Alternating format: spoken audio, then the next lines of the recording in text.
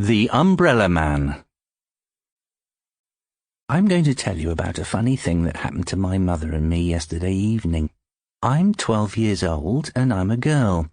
My mother is 34, but I'm nearly as tall as her already. Yesterday afternoon, my mother took me up to London to see the dentist. He found one hole. It was in a back tooth and he filled it without hurting me too much. After that, we went to a cafe. I had a banana split and my mother had a cup of coffee. By the time we got up to leave, it was about 6 o'clock. When we came out of the cafe, it had started to rain. "We must get a taxi," my mother said. We were wearing ordinary hats and coats and it was raining quite hard. "Well, why don't we go back into the cafe and wait for it to stop?" I said. I wanted another one of those banana splits. They were gorgeous. "Well, it isn't going to stop," my mother said. "We must get home."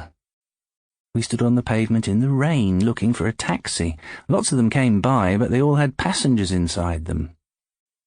"Wish we had a car with a chauffeur," my mother said. Just then a man came up to us. He was a small man and he was pretty old, probably 70 or more. He raised his hat politely and said to my mother, "Excuse me. I do hope you will excuse me." He had a fine white moustache and bushy white eyebrows and a wrinkly pink face. He was sheltering under an umbrella which he held high over his head. "Yes?" my mother said, very cool and distant. "I wonder if I could ask a small favour of you," he said. "It is only a very small favour." I saw my mother looking at him suspiciously. She is a suspicious person, my mother. She is especially suspicious of two things: strange men and boiled eggs. When she cuts the top off a boiled egg, she pokes around inside it with a spoon, as though expecting to find a mouse or something. With strange men, she has a golden rule which says, the nicer the man seems to be, the more suspicious you must become. And this little old man was particularly nice. He was polite, he was well-spoken, he was well-dressed, he was a real gentleman, and the reason I knew he was a gentleman was because of his shoes. "You can always spot a gentleman by the shoes he wears," was another of my mother's favourite sayings. This man had beautiful brown shoes. "The truth of the matter is," the little man was saying, "I've got myself into a bit of a scrape. I need some help. Not much, I assure you. It's almost nothing, in fact, but I do need it. You see, madam, old people like me often become terribly forgetful." My mother's chin was up and she was staring down at him along the full length of her nose. It is a fearsome thing, this frosty nose stare of my mother's. Most people go to pieces completely when she gives it to them. I once saw my own headmistress begin to stammer and simper like an idiot when my mother gave her a really foul frosty noser. But the little man on the pavement with the umbrella over his head didn't bat an eyelid. He gave a gentle smile and said, "I beg you to believe, madam, that I am not in the habit of stopping ladies in the street and telling them my troubles." "I should hope not," my mother said. I felt quite embarrassed by my mother's sharpness. I wanted to say to her, "Oh, Mummy, for heaven's sake, he's a very, very old man, and he's sweet and polite, and he's in some sort of trouble, so don't be so beastly to him." But I didn't say anything. The little man shifted his umbrella from one hand to the other. "I never forgotten it before," he said. "You've never forgotten what?" my mother asked sternly. "My wallet," he said. "I must have left it in my other jacket. Isn't that the silliest thing to do?" "Are you asking me to give you money?" my mother said.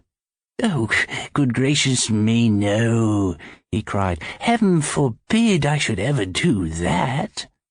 "Then what are you asking?" my mother said. "Do hurry up, we're getting soaked to the skin standing here." "I know you are," he said, "and that is why I'm offering you this umbrella of mine to protect you, and to keep forever, if only—" "If only what?" my mother said. If only you would give me in return £1 for my taxi fare just to get me home." My mother was still suspicious. "If you had no money in the first place," she said, "then how did you get here?" "I walked," he answered. "Every day I go for a lovely long walk, and then I summon a taxi to take me home. I do it every day of the year." "Well, why don't you walk home now?" my mother asked. "Oh, I wish I could," he said. "I do wish I could, but I don't think I could manage it on these silly old legs of mine, and I've gone too far already." My mother stood there, chewing her lower lip. She was beginning to melt a bit, I could see that, and the idea of getting an umbrella to shelter under must have tempted her a good deal. "It's a lovely umbrella," the little man said. "So I've noticed," my mother said. "It's silk," he said. "I can see that." "Then why don't you take it, madam?" he said. "It cost me over £20, I promise you. But that's of no importance so long as I can get home and rest these old legs of mine." I saw my mother's hand feeling for the clasp on her purse. She saw me watching her. I was giving her one of my own frosty-nosed looks this time, and she knew exactly what I was telling her. "Now listen, Mummy," I was telling her, "you simply mustn't take advantage of a tired old man in this way. It's a rotten thing to do." My mother paused and looked back at me. Then she said to the little man, "I don't think it's quite right that I should take a silk umbrella from you worth £20. I think I'd just better give you the taxi fare and be done with it." "No, no, no," he cried. "It's out of the question. I wouldn't dream of it. Not in a million years. I would never accept money from you like that. You take the umbrella, dear lady, and keep the rain off your shoulders." My mother gave me a triumphant sideways look. "There you are," she was telling me. "You're wrong. He wants me to have it." She fished into her purse and took out a £1 note. She held it out to the little man. He took it and handed her the umbrella. He pocketed the £1, raised his hat, gave a quick bow from the waist and said, "Thank you, madam, thank you." And then he was gone. "Come under here and keep dry, darling," my mother said. "Aren't we lucky? I've never had a silk umbrella before. I couldn't afford it." "Why were you so horrid to him in the beginning?" I asked. "I wanted to satisfy myself he wasn't a trickster," she said, "and I did. He was a gentleman. I'm very pleased I was able to help him." "Yes, Mummy," I said. "A real gentleman," she went on. "Wealthy, too, otherwise he wouldn't have had a silk umbrella. I shouldn't be surprised if he isn't a titled person, Sir Harry Goldsworthy or something like that." "Yes, Mummy." "This'll be a good lesson to you," she went on. "Never rush things. Always take your time when you're summing someone up. Then you'll never make mistakes." "There he goes," I said. "Look." "Where?" "Over there. He's crossing the street. Goodness, Mummy, what a hurry he's in." We watched the little man as he dodged nimbly in and out of the traffic. When he reached the other side of the street, he turned left, walking very fast. "He doesn't look very tired to me, does he to you, Mummy?" My mother didn't answer. "He doesn't look as though he's trying to get a taxi either," I said. My mother was standing very still and stiff, staring across the street at the little man. We could see him clearly. He was in a terrific hurry. He was bustling along the pavement, sidestepping the other pedestrians and swinging his arms like a soldier on the march. "He's up to something," my mother said, stony-faced. "But what?" "I don't know," my mother snapped, "but I'm going to find out. Come with me." She took my arm, and we crossed the street together. Then we turned left. "Can you see him?" my mother asked. "Yes, there he is. He's turning right down the next street." We came to the corner and turned right. The little man was about 20 yards ahead of us. He was scuttling along like a rabbit, and we had to walk fast to keep up with him. The rain was pelting down harder than ever now, and I could see it dripping from the brim of his hat onto his shoulders. But we were snug and dry under our lovely big silk umbrella. "What is he up to?" my mother said. What if he turns round and sees us? I asked. I don't care if he does, my mother said. He lied to us. He said he was too tired to walk any further, and he's practically running us off our feet. He's a barefaced liar. He's a crook. You mean he's not a titled gentleman? I asked. Be quiet, she said. At the next crossing, the little man turned right again. Then he turned left, then right. I'm not giving up now, my mother said. He's disappeared, I cried. Where's he gone? He went in that door, my mother said. I saw him into that house. Great heavens, it's a pub! It was a pub. In big letters right across the front it said, The Red Lion.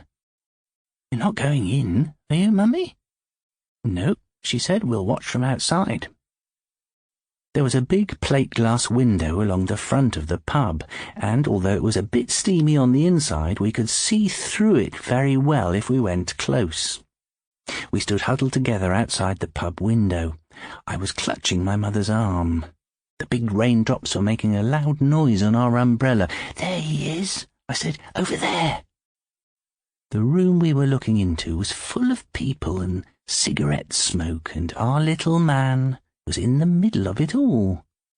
He was now without his hat or coat, and he was edging his way through the crowd towards the bar.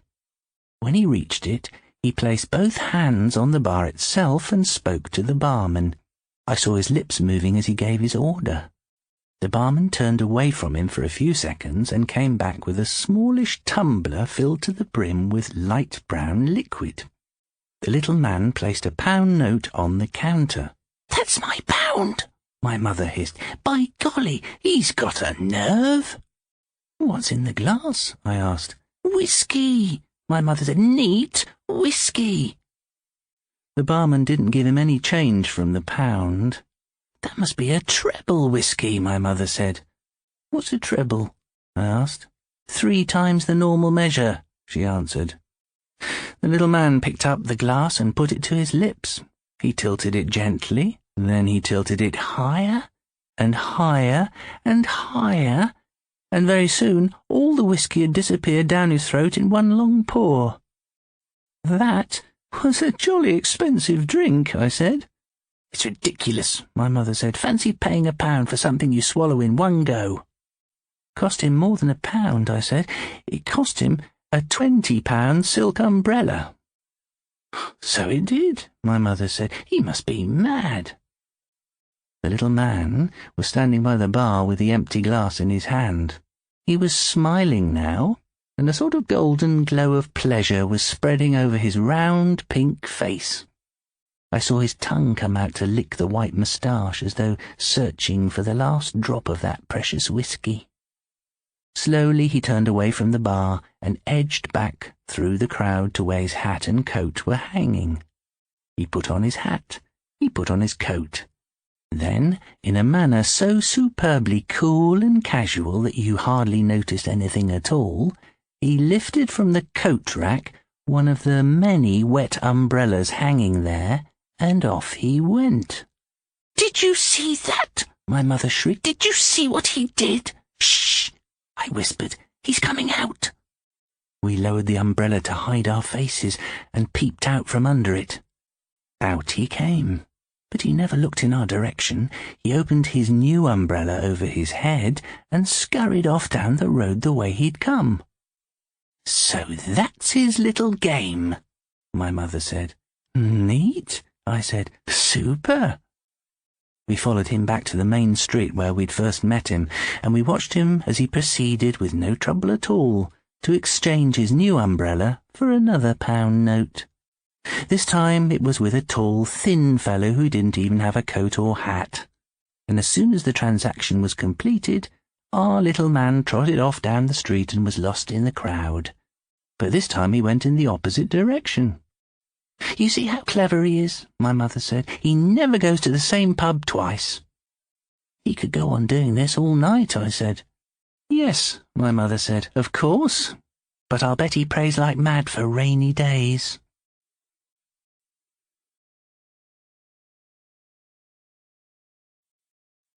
The Bookseller. If, in those days, you walked up from Trafalgar Square into Charing Cross Road, you would come in a few minutes to a shop on the right-hand side that had above the window the words, William Buggage, Rare Books. If you peered through the window itself, you would see that the walls were lined with books from floor to ceiling. And if you then pushed open the door and went in, you would immediately be assailed by that subtle odour of old cardboard and tea leaves that pervades the interiors of every second-hand bookshop in London. Nearly always you would find 2 or 3 customers in there, silent, shadowy figures in overcoats and trilby hats, rummaging among the sets of Jane Austen and Trollope and Dickens and George Eliot, hoping to find a first edition. No shopkeeper ever seemed to be hovering around to keep an eye on the customers, and if somebody actually wanted to pay for a book instead of pinching it and walking out, then he or she would have to push through a door at the back of the shop on which it said, Office, Pay Here. If you went into the office, you would find both Mr. William Buggage and his assistant, Miss Muriel Tottle, seated at their respective desks, and very much preoccupied. Mr. Buggage would be sitting behind a valuable 18th-century mahogany partner's desk, and Miss Tottle, a few feet away, would be using a somewhat smaller but no less elegant piece of furniture, a Regency writing table with a top of faded green leather. On Mr. Buggage's desk there would invariably be one copy of the day's London Times, as well as the Daily Telegraph, the Manchester Guardian, the Western Mail, and the Glasgow Herald. There would also be a current edition of Who's Who close at hand, fat and red, and well-thumbed. Miss Tottle's writing table would have on it an electric typewriter and a plain but very nice open box containing notepaper and envelopes, as well as a quantity of paperclips and staplers and other secretarial paraphernalia. Now and again, but not very often, a customer would enter the office from the shop and would hand his chosen volume to Miss Tottle, who checked the price written in the pencil on the flyleaf and accepted the money, giving change when necessary from somewhere in the left-hand drawer of her writing table. Mr. Buggage never bothered even to glance up at those who came in and went out, and if one of them asked a question, it would be Miss Tottle who answered it. Neither Mr. Buggage nor Miss Tottle appeared to be in the least concerned about what went on in the main shop. In point of fact, Mr. Buggage took the view that if someone was going to steal a book, then good luck to him. He knew very well that there was not a single valuable first edition out there on the shelves. There might be a moderately rare volume of Goldsworthy or an early war that had come in with a job lot bought at auction, and there were certainly some good sets of Boswell and Walter Scott and Robert Louis Stevenson and the rest, often very nicely bound in half or even whole calf. But those were not really the sort of things you could slip into your overcoat pocket. Even if a villain did walk out with 6 volumes, Mr. Buggage wasn't going to lose any sleep over it. Why should he, when he knew that the shop itself earned less money in a whole year than the backroom business grossed in a couple of days? It was what went on in the back room that counted. One morning in February, when the weather was foul and sleet was slanting white and wet onto the window panes of the office, Mr. Buggage and Miss Tottle were in their respective places as usual, and each was engrossed, one might even say fascinated, by his and her own work. Mr. Buggage, with a gold Parker pen poised above a notepad, was reading the Times and jotting things down as he went along. Every now and again he would refer to Who's Who and make more jottings. Miss Tottle, who had been opening the mail, was now examining some cheques and adding up totals. 3 today, she said. What's it come to? Mr. Buggage asked, not looking up. 1,600, Miss Tottle said. Mr. Buggage said, I don't suppose we've heard anything yet from that bishop's house in Chester, have we? A bishop lives in a palace, Billy, not a house, Miss Tottle said. I don't give a sod where he lives, Mr. Buggage said, but I get just a little bit uneasy when there's no quick answer from someone like that. As a matter of fact, the reply came this morning, Miss Tottle said. Coughed up all right? The full amount? "That's a relief," Mr. Buggage said. "We never done a bishop before, and I'm not sure it was any too clever." "The cheque came from some solicitors." Mr. Buggage looked up sharply. "Was there a letter?" he asked. "Yes." "Read it." Miss Tuttle found the letter and began to read. "Dear Sir, with reference to your communication of the 4th instant, we enclose herewith a cheque for £537 in full settlement. Yours faithfully, Smiths and Briggs and Ellis." Miss Tuttle paused. "That seems all right, doesn't it?" "It's all right this time," Mr. Buggage said, "but we don't want no more solicitors, and let's not have any more bishops either." "I agree about bishops," Miss Tuttle said, "but you're not suddenly ruling out earls and lords and all that lot, I hope?" "Lords is fine," Mr. Buggage said. "We never had no trouble with lords, nor earls either. And didn't we do a duke once?" "The Duke of Dorset," Miss Tuttle said. "Did him last year, over £1,000. "Very nice," Mr. Buggage said. "I remember selecting him myself straight off the front page." He stopped talking while he prized a bit of food out from between two front teeth with the nail of his little finger. "What I says is this," he went on. "The bigger the title, the bigger the twit. In fact, anyone's got a title on his name is almost certain to be a twit." "Now that's not quite true, Billy," Miss Tuttle said. "Some people are given titles because they've done absolutely brilliant things, like inventing penicillin or climbing Mount Everest." "I'm talking about inherited titles," Mr. Buggage said. "Anyone gets born with a title, it's odds on he's a twit." "You're right there," Miss Tuttle said. "We never had the slightest trouble with the aristocracy." Mr. Buggage leaned back in his chair and gazed solemnly at Miss Tuttle. "You know what?" he said. "One of these days we might even have a crack at royalty." "Oh, I'd love it," Miss Tuttle said. "Sock them for a fortune." Mr. Buggage continued to gaze at Miss Tuttle's profile, and as he did so, a slightly lascivious glint crept into his eye.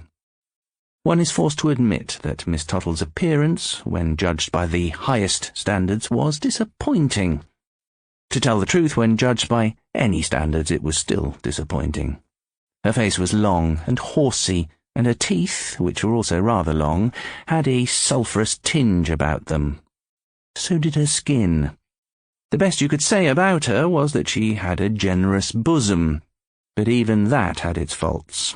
It was the kind that makes a single long, tightly bound bulge from one side of the chest to the other, and at first glance one got the impression that there were not two individual breasts growing out of her body, but simply one big long loaf of bread. Then again, Mr. Buggage himself was in no position to be over-finicky. When one saw him for the first time, the word that sprang instantly to mind was grubby.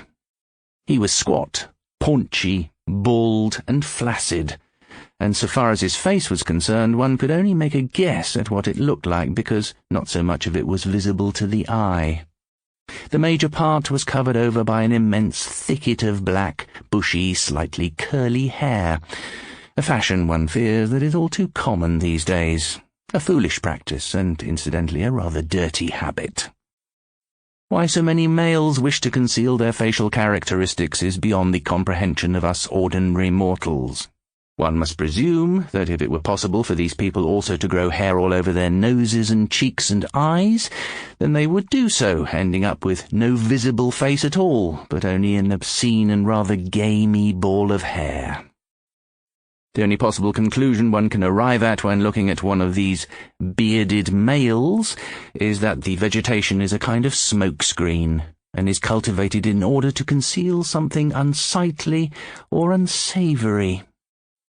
This was almost certainly true in Mr. Buggage's case, and it was therefore fortunate for all of us, and especially for Miss Tuttle, that the beard was there. Mr. Buggage continued to gaze wistfully at his assistant, and then he said, "Now, pet, why don't you hurry up and get them cheques in the post? 'Cause after you've done that, I've got a little proposal to put to you." Miss Tottle looked back over her shoulder at the speaker and gave him a smirk that showed the cutting edges of her sulphur teeth. Whenever he called her pet, it was a sure sign that feelings of a carnal nature were beginning to stir within Mr. Buggage's breast, and in other parts as well. "Tell it to me now, lover," she said. "You get them checks done first," he said. He could be very commanding at times, and Miss Tottle thought it was wonderful. Miss Tottle now began what she called her daily audit. This involved examining all of Mr. Buggage's bank accounts and all of her own, and then deciding into which of them the latest checks should be paid. Mr. Buggage, you see, at this particular moment had exactly 66 different accounts in his own name, and Miss Tottle had 22. These were scattered around among various branches of the big three banks, Barclays, Lloyds and National Westminster, all over London and a few in the suburbs. There was nothing wrong with that, and it had not been difficult, as the business became more and more successful, for either of them to walk into any branch of these banks and open a current account, with an initial deposit of a few £100. They would then receive a cheque-book, a paying-in book, and the promise of a monthly statement. Mr. Buggage had discovered early on that if a person has an account with several or even many different branches of a bank, this will cause no comment by the staff. Each branch deals strictly with its own customers, and their names are not circulated to other branches or to head office, not even in these computerized times. On the other hand, banks are required by law to notify the Inland Revenue of the names of all clients who have deposit accounts containing £1,000 or more. They must also report the amounts of interest earned. But no such law applies to current accounts, because they earn no interest. Nobody takes any notice of a person's current account unless it is overdrawn, or unless, and this seldom happens, the balance becomes ridiculously large. A current account containing, let us say, £100,000 might easily raise an eyebrow or two among the staff, and the client would almost certainly get a nice letter from the manager suggesting that some of the money be placed on deposit to earn interest. But Mr. Buggage didn't give a fig for interest, and he wanted no raised eyebrows either. That is why he and Miss Tottle had 88 different bank accounts between them. It was Miss Tottle's job to see that the amounts in each of these accounts never exceeded £20,000. Anything more than that might, in Mr. Buggage's opinion, cause an eyebrow to raise, especially if it were left lying untouched in a current account for months or years. The agreement between the two partners was 75% of the profits of the business to Mr. Buggage and 25% to Miss Tottle. Miss Tottle's daily audit involved examining a list she kept of all the balances in all those 88 separate accounts, and then deciding into which of them the daily cheque or cheques should be deposited. She had in her filing cabinet 88 different files, one for each bank account, and 88 different chequebooks, and 88 different paying-in books. Miss Tottle's task was not a complicated one, but she had to keep her wits about her and not muddle things up. Only the previous week they had to open 4 new accounts at 4 new branches, 3 for Mr. Buggage and 1 for Miss Tottle. "Soon we're going to have 100 accounts in our names," Mr. Buggage had said to Miss Tottle at the time. "Why not 200? Miss Tottle had said. "A day will come," Mr. Buggage said, "when we'll have used up all the banks in this part of the country, and you and I is going to have to travel all the way up to Sunderland or Newcastle to open new ones." But now Miss Tottle was busy with her daily audit. "That's done," she said, putting the last cheque and paying-in slip into its envelope. "How much we got in our accounts altogether at this very moment?" Mr. Buggage asked her. Miss Tottle unlocked the middle drawer of her writing table and took out a plain school exercise book. On the cover she had written the words, "My old arithmetic book from school." She considered this a rather ingenious ploy designed to put people off the scent should the book ever fall into the wrong hands. "Just let me add on today's deposit," she said, finding the right page and beginning to write down figures. "There we are. Counting today, you have got in all the 66 branches £1,320,643, unless you've been cashing any cheques in the last few days." "I haven't," Mr. Buggish said. "And what have you got?" "I have got £430,725. "Very nice," Mr. Buggish said. "And how long's it taken us to gather in those tidy little sums?" "Just 11 years, Miss Tottle said. "What was that teeny-weeny proposal you were going to put to me, lover?" "Ah," Mr. Buggish said, laying down his gold pencil and leaning back to gaze at her once again with that pale, licentious eye. "I was just thinking. Here's exactly what I was thinking. Why on earth should a millionaire like me be sitting here in this filthy freezing weather when I could be reclining in the lap of luxury beside a swimming pool with a nice girl like you to keep me company, and flunkies bringing us goblets of iced champagne every few minutes?" "Why, indeed?" Miss Tuttle cried, grinning widely.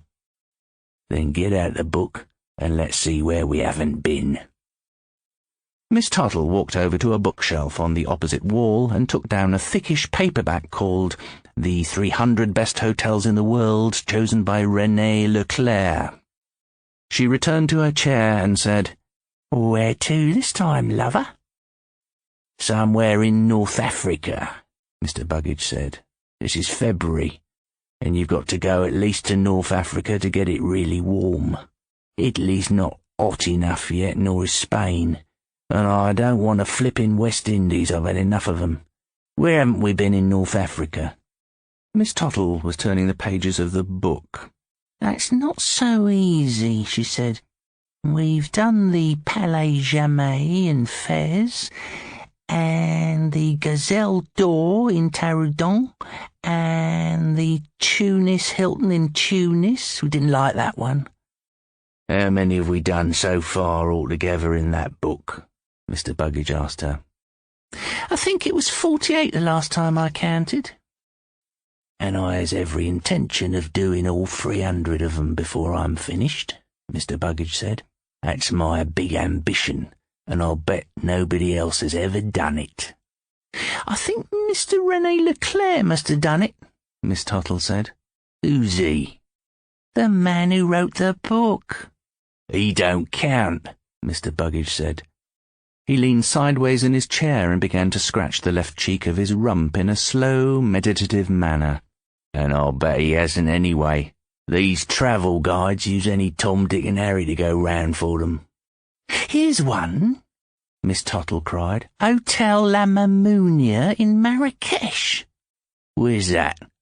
"In Morocco, just round the top corner of Africa on the left-hand side." "Go on then. What does it say about it?" "It says," Miss Tuttle read, "this was Winston Churchill's favourite haunt, and from his balcony he painted the Atlas sunset time and again." "I don't paint," Mr. Buggish said. "What else does it say?" Miss Tuttle read on. "As the liveried Moorish servant shows you into the tiled and latticed colonnaded court, you step decisively into an illustration of the 1001 Arabian Nights." "That's more like it," Mr. Buggish said. "Go on." "Your next contact with reality will come when you pay your bill on leaving." Don't worry us millionaires," Mr. Buggish said. "Let's go. We'll leave tomorrow. Call that travel agent right away, first class. We'll shut the shop for 10 days. "Don't you want to do today's letters?" "Bugger today's letters," Mr. Buggish said. "We're on holiday from now on. Get on to that travel agent quick." He leaned the other way now and started scratching his right buttock with the fingers of his right hand. Miss Tuttle watched him, and Mr. Buggish saw her watching him, but he didn't care. "Call that travel agent," he said. "I'd better get us some travellers' checks," Miss Tuttle said. "Get 5,000 quid's worth. I'll write the cheque. This one's on me. Give me the cheque-book. Choose the nearest bank and call that hotel in whatever it was and ask for the biggest suite they got. They're never booked up when you want the biggest suite." 24 hours later, Mr. Buggage and Miss Tuttle were sunbathing beside the pool at La Mamounia in Marrakesh, and they were drinking champagne. "This is the life," Miss Tuttle said. "Why don't we retire altogether and buy a grand house in a climate like this?" "What do we want to retire for?" Mr. Buggage said. "We got the best business in London going for us, and personally, I find that very enjoyable." On the other side of the pool, a dozen Moroccan servants were laying out a splendid buffet lunch for the guests. There were enormous cold lobsters and large pink hams, and very small roast chickens and several kinds of rice and about 10 different salads. A chef was grilling steaks over a charcoal fire. Guests were beginning to get up from deck chairs and mattresses to mill around the buffet with plates in their hands. Some were in swimsuits, some in light summer clothes, and most had straw hats on their heads. Mr. Buggage was watching them. Almost without exception, they were English.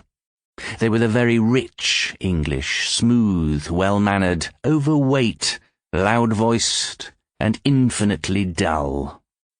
He'd seen them before all around Jamaica and Barbados and places like that. It was evident that quite a few of them knew one another because at home, of course, they moved in the same circles. But whether they knew each other or not, they certainly accepted each other because all of them belonged to the same nameless and exclusive club. Any member of this club could always, by some subtle social alchemy, recognize a fellow member at a glance. Yes, they say to themselves, he's one of us. She's one of us. Mr. Buggage was not one of them. He was not in the club, and he never would be. He was a nouveau, and that, regardless of how many millions he had, was unacceptable. He was also overtly vulgar, and that was unacceptable too. The very rich could be just as vulgar as Mr. Buggage, or even more so, but they did it in a different way. "There they are," Mr. Buggage said, looking across the pool at the guests. "Them's our bread and butter. Every one of 'em's likely to be a future customer." "How right you are," Miss Tuttle said. Mr. Buggage, lying on a mattress that was striped in blue, red and green, was propped up on one elbow staring at the guests. His stomach was bulging out in folds over his swimming trunks, and droplets of sweat were running out of the fatty crevices. Now he shifted his gaze to the recumbent figure of Miss Tuttle lying beside him on her own mattress. Miss Tuttle's loaf-of-bread bosom was encased in a strip of scarlet bikini. The bottom half of the bikini was daringly brief, and possibly a shade too small, and Mr. Buggage could see traces of black hair high up on the inside of her thighs. "We'll have our lunch, pet, and then we'll go to our room and take a little nap, right?" Miss Tuttle displayed her sulphurous teeth and nodded her head. "And after that we'll do some letters." "Letters?" she cried. "I don't want to do letters. I thought this was going to be a holiday." "It is a holiday, Pat, but I don't like letting good business go to waste. The hotel'll lend you a typewriter, I already checked on that, and they're lending me their who's who. Every good hotel in the world keeps an English who's who. The manager likes to know who's important so he can kiss their backsides." "They won't find you in it," Miss Tuttle said, a bit huffy now. "No," Mr. Buggage said, "I'll grant you that. But they won't find many in it that's got more money than me, neither. In this world, it's not who you are, my girl. It's not even who you know. It's what you got that counts."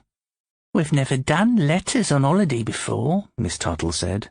"Well, there's a first time for everything, pet." "How can we do letters without newspapers?" "You know very well English papers always go airmail to places like this.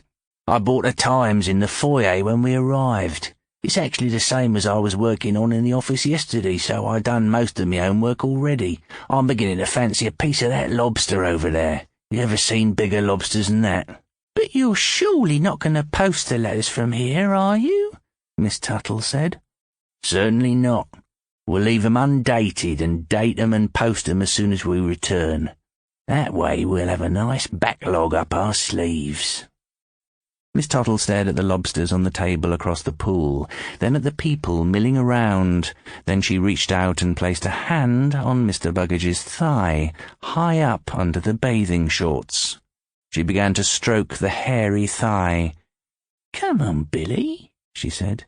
"Why don't we take a break from the letters, same as we always do when we're on holes?" "You surely don't want us throwing about 1,000 quid away a day, do you?" Mr. Buggage said. "And quarter of it yours, don't forget that." "We don't have the firm's note paper. We can't use hotel paper, for God's sake." "I brought the note paper," Mr. Buggage said, triumphant. "I got a whole box of it, and envelopes." "Oh, all right," Miss Tuttle said. "Are you going to fetch me some of that lobster, lover?" "We'll go together," Mr. Buggage said, and he stood up and started waddling round the pool in those almost knee-length bathing trunks he had bought a couple of years back in Honolulu. They had a pattern of green and yellow and white flowers on them. Miss Tuttle got to her feet and followed him. Mr. Buggage was busy helping himself at the buffet when he heard a man's voice behind him saying, "Fiona! I don't think you've met Mrs. Smith-Swithin. And this is Lady Hedgecock." "How do you do? How do you do?" the voices said. Mr. Buggage glanced round at the speakers. There was a man and a woman in swimming clothes and 2 elderly ladies wearing cotton dresses. "Those names," he thought, "I've heard those names before. I know I have. Smith-Swithin, Lady Hedgecock." He shrugged and continued to load food onto his plate.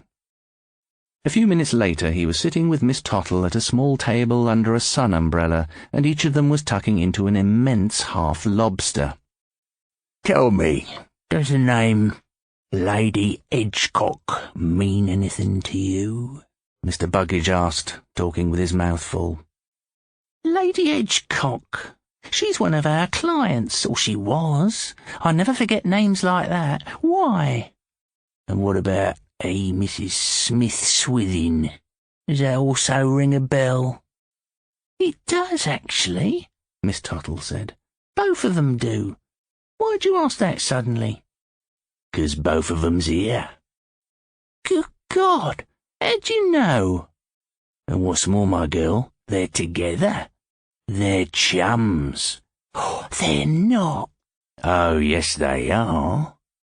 Mr. Buggage told her how he knew. "There they are," he said, pointing with a fork whose prongs were yellow with mayonnaise. "Those 2 fat old broads talking to the tall man and the woman." Miss Tuttle stared, fascinated. "You know," she said, "I've never actually seen a client of ours in the flesh before. Not in all the years we've been in business." "Nor me," Mr. Buggage said. "One thing's for sure. I picked 'em right, didn't I? They're rolling in it. That's obvious. And they're stupid. That's even more obvious." "Do you think it could be dangerous, Billy? The 2 of them knowing each other?" "It's a bloody queer coincidence," Mr. Buggage said, "but I don't think it's dangerous. Neither of 'em's ever going to say a word. That's the beauty of it." "Oh, I guess you're right." "The only possible danger," Mr. Buggage said, "would be if they saw my name on the register. I got a very unusual name, just like theirs. It would ring bells at once." "Guests don't see the register," Miss Tuttle said. "No, they don't," Mr. Buggage said. "No one's ever going to bother us. They never has, and they never will." "Amazing lobster," Miss Tuttle said. "Lobster is sex food," Mr. Buggage announced, eating more of it. "You're thinking of oysters, lover." I am not thinking of oysters. Oysters is sex food too, but lobsters is stronger. A dish of lobsters can drive some people crazy. Like you, perhaps? She said, wriggling her rump in the chair. Maybe, Mr. Buggage said. We should just have to wait and see about that, won't we, pet? Yes, she said. It's a good thing they're so expensive, Mr. Buggage said. If every Tom, Dick and Harry could afford to buy 'em, the whole world would be full of sex maniacs. Keep eating it, she said. After lunch, the two of them went upstairs to their suite, where they cavorted clumsily on the huge bed for a brief period, and then they took a nap. And now they were in their private sitting room, and were wearing only dressing gowns over their nakedness. Mr. Buggage in a plum-coloured silk one, Miss Tottle in a pastel pink and pale green. Mr. Buggage was reclining on the sofa with a copy of yesterday's Times on his lap, and a Who's Who on the coffee table. Miss Tottle was at the writing desk with a hotel typewriter before her and a notebook in her hand. Both were again drinking champagne. This is a prime one, Mr. Buggage was saying. Sir Edward Leishman got the lead obit. Chairman of Aerodynamics Engineering. One of our major industrialists, it says. Nice, Miss Tottle said. Make sure the wife's alive. Leaves a widow and 3 children, Mr. Buggage read out. And, wait a minute, in Who's Who it says, recreations, walking and fishing, clubs, whites, and the Reform. Address? Miss Tottle asked. The Red House, Andover, Wilts. How'd you spell Leishman? Miss Tottle asked. Mr. Buggage spelled it. How much shall we go for? A lot, Mr. Buggage said. He was loaded. Try around 900. You want to slip in the Complete Angler? Says he was a fisherman. Yes, first edition, 420 quid. You know the rest of it by heart. Bang it out quick, I've got another good one to come. Miss Tottle put a sheet of notepaper into the typewriter, and very rapidly she began to type. She had done so many thousands of these letters over the years that she had never had to pause for one word. She even knew how to compile the list of books so that it came out to around £900 or £350 or 520 or whatever. She could make it come out to any sum Mr. Buggage thought the client would stand. One of the secrets of this particular trade, as Mr. Buggage knew, was never to be too greedy. Never go over 1,000 quid with anyone, not even a famous millionaire. The letter, as Miss Tottle typed it, went like this. William Buggage, Rare Books, 27A Charing Cross Road, London. Dear Lady Leishman, it is with very great regret that I trouble you at this tragic time of your bereavement, but regretfully I am left with no alternative in the circumstances. I had the pleasure of serving your late husband over a number of years, and my invoices were always sent to him care of White's Club, as indeed were many of the little parcels of books that he collected with such enthusiasm. He was always a prompt settler, and a very pleasant gentleman to deal with. I am listing below his more recent purchases, those which, alas, he had ordered in more recent times before he passed away, and which were delivered to him in the usual manner. Perhaps I should explain to you that publications of this nature are often very rare, and can therefore be rather costly. Some are privately printed, some are actually banned in this country, and those are more costly still. Rest assured, dear madam, that I always conduct business in the strictest confidence. My own reputation over many years in this trade is the best guarantee of my discretion. When the bill is paid, that is the last you will hear of the matter, unless, of course, you happen to be able to lay hands on your late husband's collection of erotica, in which case I should be happy to make you an offer for it. 2 books. The Complete Angler, Isaac Walton, first edition, good clean copy, some rubbing of edges, rare, £420. Love in Furs, Leopold von Sacher-Masoch, 1920 edition, slipcover, £75. Sexual Secrets, translation from Danish, £40. How to Pleasure Young Girls When You Are Over 60, illustrations, private printing from Paris, £95. The Art of Punishment, The Cane, the Whip and the Lash, translated from German, banned in UK, £115. Three Naughty Nuns, good clean edition, £60. Restraint, Shackles and Silken Cords, illustrations, £80. Why Teenagers Prefer Old Men, illustrations, American, £90. The London Directory of Escorts and Hostesses, current edition, £20.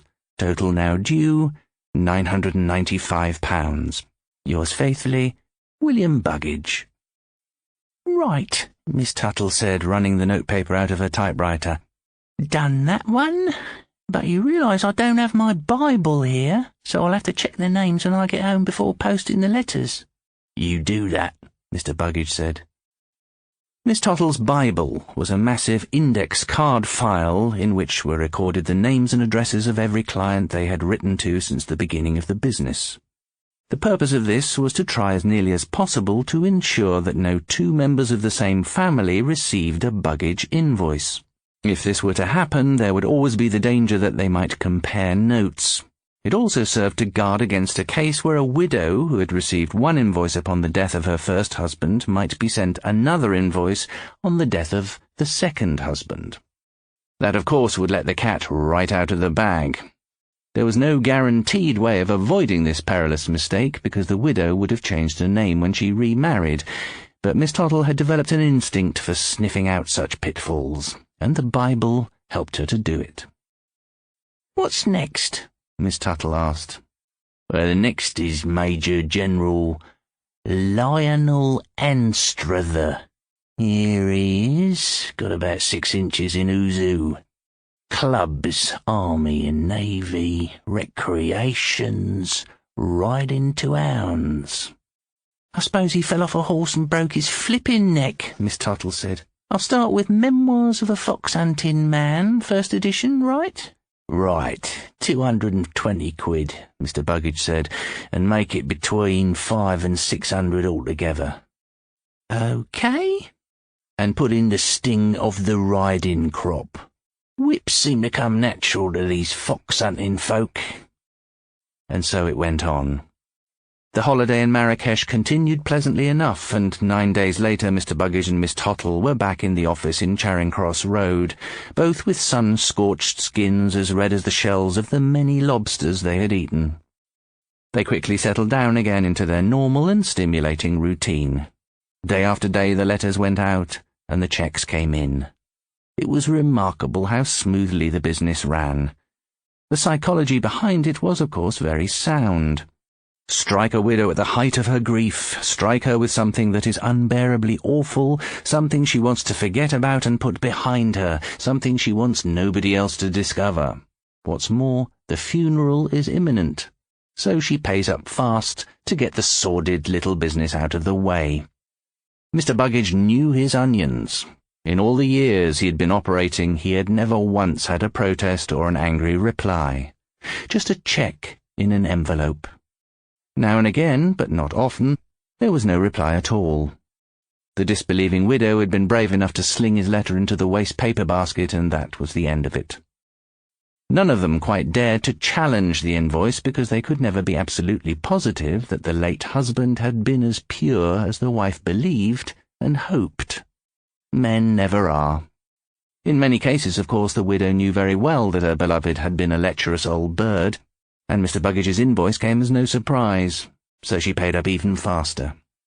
About a month after their return from Marrakesh, on a wet and rainy afternoon in March, Mr. Buggage was reclining comfortably in his office with his feet up on the top of his fine partner's desk, dictating to Miss Tottle some details about a deceased and distinguished admiral. "Recreations," he was saying, reading from Who's Who, "gardening, sailing, and stamp collecting." At that point, the door from the main shop opened, and a young man came in with a book in his hand. "Mr. Buggage," he said. Mr. Buggage looked up. "Over there," he said, waving towards Miss Tuttle. "She'll deal with you." The young man stood still. His navy blue overcoat was wet from the weather, and droplets of water were dripping from his hair. He didn't look at Miss Tuttle. He kept his eyes on Mr. Buggage. "Don't you want the money?" he said, pleasantly enough. "She'll take it." "Well, why won't you take it?" "Because she's the cashier," Mr. Buggage said. "You want to buy a book, go ahead. She'll deal with you." "I'd rather deal with you," the young man said. Mr. Buggage looked up at him. "Go on," he said. "Just do as you're told. There's a good lad." "You are the proprietor," the young man said. "You are Mr. William Buggage?" "What if I am?" Mr. Buggage said, his feet still up on the desk. "Are you or aren't you?" "What is it to you?" Mr. Buggage said. "So that's settled," the young man said. "How do you do, Mr. Buggage?" There was a curious edge to his voice now, a mixture of scorn and mockery. Mr. Buggage took his feet down from the desktop and sat up a trifle straighter. "You're a bit of a cheeky young bugger, aren't you?" he said. "If you want that book, I suggest you pay your money over there, and then you can hop it, right?"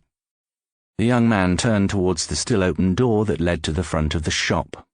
Just the other side of the door there were a couple of the usual kind of customers, men in raincoats, pulling out books and examining them. "Mother," the young man called softly. "You can come in, Mother. Mr. Buggage is here." A small woman of about 60 came in and stood beside the young man. She had a trim figure for her age, and a face that must once have been ravishing, but now it showed traces of strain and exhaustion, and the pale blue eyes were dulled with grief. She was wearing a black coat and a simple black hat. She left the door open behind her. "Mr. Buggage," the young man said, "this is my mother, Mrs. Northcote." Miss Tuttle, the rememberer of names, turned round quick and looked at Mr. Buggage, and made little warning movements with her mouth. Mr. Buggage got the message and said as politely as he could, "And what can I do for you, madam?" The woman opened her black handbag and took out a letter. She unfolded it carefully and held it out to Mr. Buggage. "Then it will be you who sent me this," she said. Mr. Buggage took the letter and examined it at some length. Miss Tuttle, who had turned right round in her chair now, was watching Mr. Buggage. "Yes," Mr. Buggage said. "This is my letter and my invoice, all correct and in order. What is your problem, madam?" "What I came here to ask you," the woman said, "is, are you sure it's right?" "I'm afraid it is, madam." "But it is so unbelievable. I find it impossible to believe that my husband bought those books." "Let's see now. Your husband, Mr. Northcote," Miss Tuttle said. Yes, Mr. Northcote. Yes, of course, Mr. Northcote. He wasn't in here often, once or twice a year, maybe, but good customer, very fine gentleman. May I offer you, madam, my sincere condolences on your sad loss?"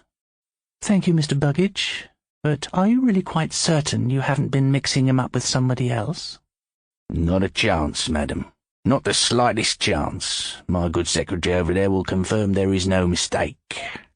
"May I see it?" Miss Tuttle said, getting up and crossing to take the letter from Mr. Buggage. "Yes," she said, examining it. "I typed this myself. There's no mistake." "Miss Tuttle's been with me a long time," Mr. Buggage said. "She knows the business inside out. I can't remember her ever making a mistake." "I should hope not," Miss Tuttle said. "So, there you are, madam," Mr. Buggage said. "It simply isn't possible," the woman said. "Ah, but men will be men," Mr. Buggage said. "They all have their little bit of fun now and again, and there's no harm in that, is there, madam?" He sat confident and unmoved in his chair, waiting now to have done with it. He felt himself master of the situation. The woman stood very straight and still. and she was looking Mr. Buggage directly in the eyes. "These curious books you list on your invoice," she said, "do they print them in Braille?" In what? In Braille. I don't know what you're talking about, madam. "I thought you wouldn't," she said. "That's the only way my husband could have read them. He lost his sight in the last war in the Battle of Alamein more than 40 years ago, and he was blind for ever after." The office became suddenly very quiet. The mother and her son stood motionless, watching Mr. Buggage. Miss Tottle turned away and looked out of the window. Mr. Buggage cleared his throat as though to say something, but thought better of it. The two men in raincoats, who were close enough to have heard every word through the open door, came quietly into the office. One of them held out a plastic card and said to Mr. Buggage, "Inspector Richards, Serious Crimes Division, Scotland Yard." And to Miss Tottle, who was already moving back towards her desk, he said, "Don't touch any of those papers, please, miss. Leave everything just where it is. You're both coming along with us."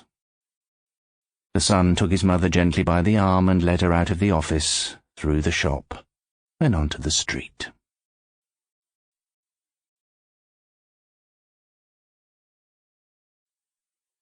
Vengeance is Mine, Inc. It was snowing when I woke up. I could tell that it was snowing because there was a kind of brightness in the room, and it was quiet outside with no footstep noises coming up from the street and no tyre noises, but only the engines of the cars. I looked up and I saw George over by the window in his green dressing gown bending over the paraffin stove making the coffee. "Snowing," I said. "It's cold," George answered. "It's really cold." I got out of bed and fetched the morning paper from outside the door. It was cold, all right, and I ran back quickly and jumped into bed and lay still for a while under the bedclothes, holding my hands tight between my legs for warmth. "No letters," George said. "Nope, no letters. It doesn't look as if the old man's going to cough up."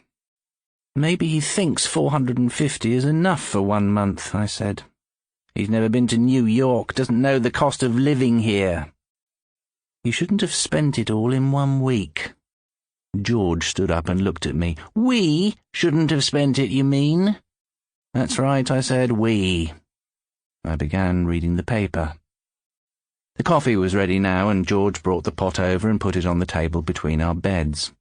"A person can't live without money," he said. "The old man ought to know that." He got back into his bed without taking off his green dressing gown. I went on reading. I finished the racing page and the football page, and then I started on Lionel Pantaloon, the great political and society columnist. I always read Pantaloon, same as the other 20 or 30 million people in the country. He's a habit with me. But he's more than a habit, he's part of my morning, like 3 cups of coffee or shaving. "This fellow's got a nerve," I said. "Who?"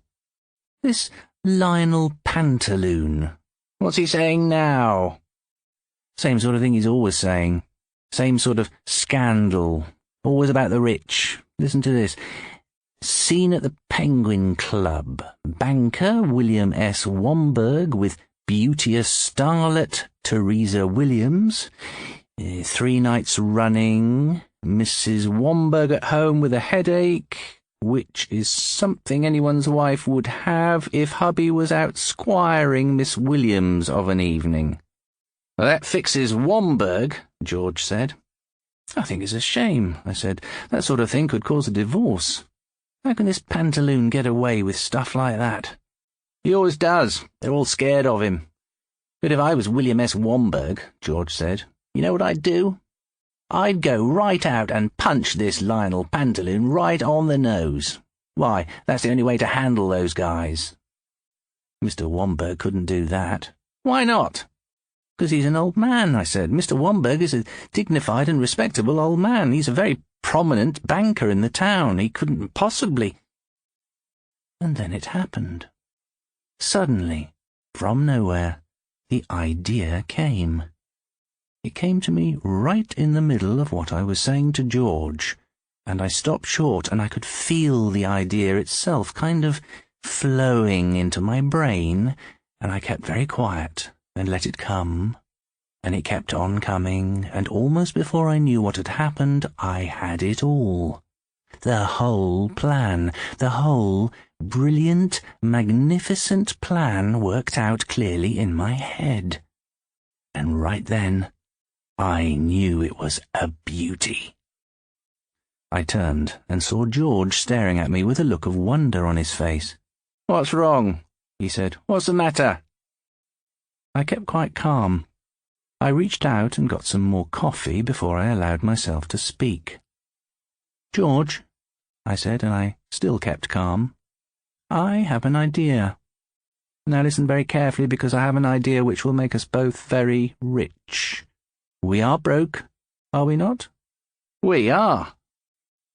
"And this William S. Womberg," I said, "would you consider that he is angry with Lionel Pantaloon this morning?" "Angry?" George shouted. "Angry? Why, he'll be madder than hell." "Quite so. And do you think that he would like to see Lionel Pantaloon receive a good hard punch on the nose?" "Damn right he would." "And now tell me, is it not possible that Mr. Womberg would be prepared to pay a sum of money to someone who would undertake to perform this nose-punching operation efficiently and discreetly on his behalf?" George turned and looked at me, and gently, carefully, he put down his coffee cup on the table. A slowly widening smile began to spread across his face. "I get you," he said. "I get the idea." "That's just a little part of the idea. If you read Pantaloon's column here, you will see that there is another person who has been insulted today." I picked up the paper. "There is a Mrs. Ella Gimple, a prominent socialite who has perhaps $1 million in the bank. What does Pantaloon say about her?"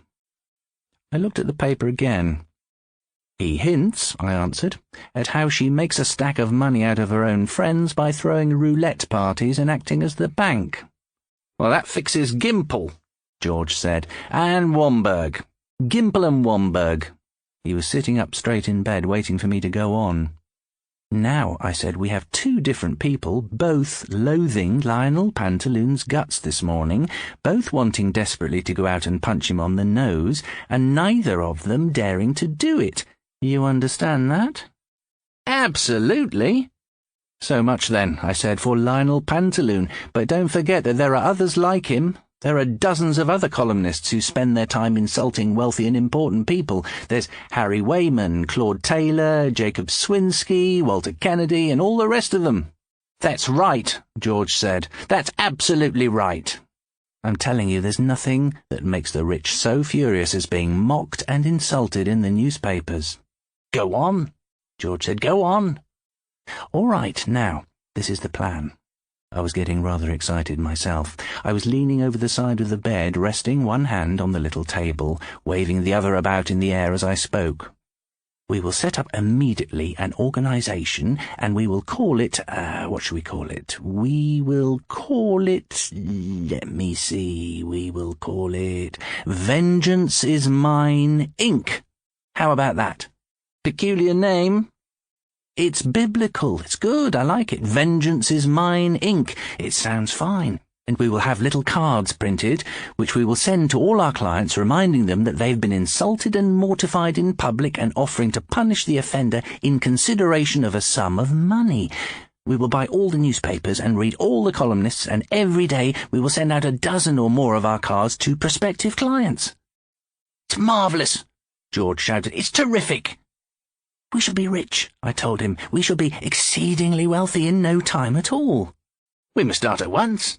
I jumped out of bed, fetched a writing pad and a pencil, and ran back to bed again. "Now," I said, pulling my knees under the blankets and propping the writing pad against them, "the first thing is to decide what we're going to say on the printed cards which we'll be sending to our clients." And I wrote, "Vengeance is Mine, Inc." as a heading on top of the sheet of paper. Then, with much care, I composed a finely phrased letter explaining the functions of the organization. It finished up with the following sentence. Therefore, Vengeance is Mine, Inc. will undertake on your behalf and in absolute confidence to administer suitable punishment to columnist blank, and in this regard we respectfully submit to you a choice of methods, together with prices, for your consideration. What do you mean, a choice of methods? George said. Well, we must give them a choice. We must think up a number of things, a number of different punishments. Number 1 will be, and I wrote down, 1. Punch him on the nose once hard. What should we charge for that? $500, George said instantly. I wrote it down. What's the next one? Black his eye, George said. I wrote down 2. Black his eye, $500. No, George said. I disagree with the price. It definitely requires more skill and timing to black an eye nicely than to punch a nose. It is a skilled job. It should be $600. Okay, I said $600. And what's the next one? Both together, of course. The old 1-2. We were in George's territory now. This was right up his street. Both together? Absolutely. Punch his nose and black his eye. $1,100. Well, there should be a reduction for taking the 2, I said. We'll make it 1,000. It's dirt cheap, George said. They'll snap it up. What's next? We were both silent now, concentrating fiercely. 3 deep parallel grooves of wrinkled skin appeared upon George's rather low sloping forehead. He began to scratch his scalp, slowly but very strongly. I looked away and tried to think of all the terrible things which people had done to other people. Finally I got one, and with George watching the point of my pencil moving over the paper, I wrote 4.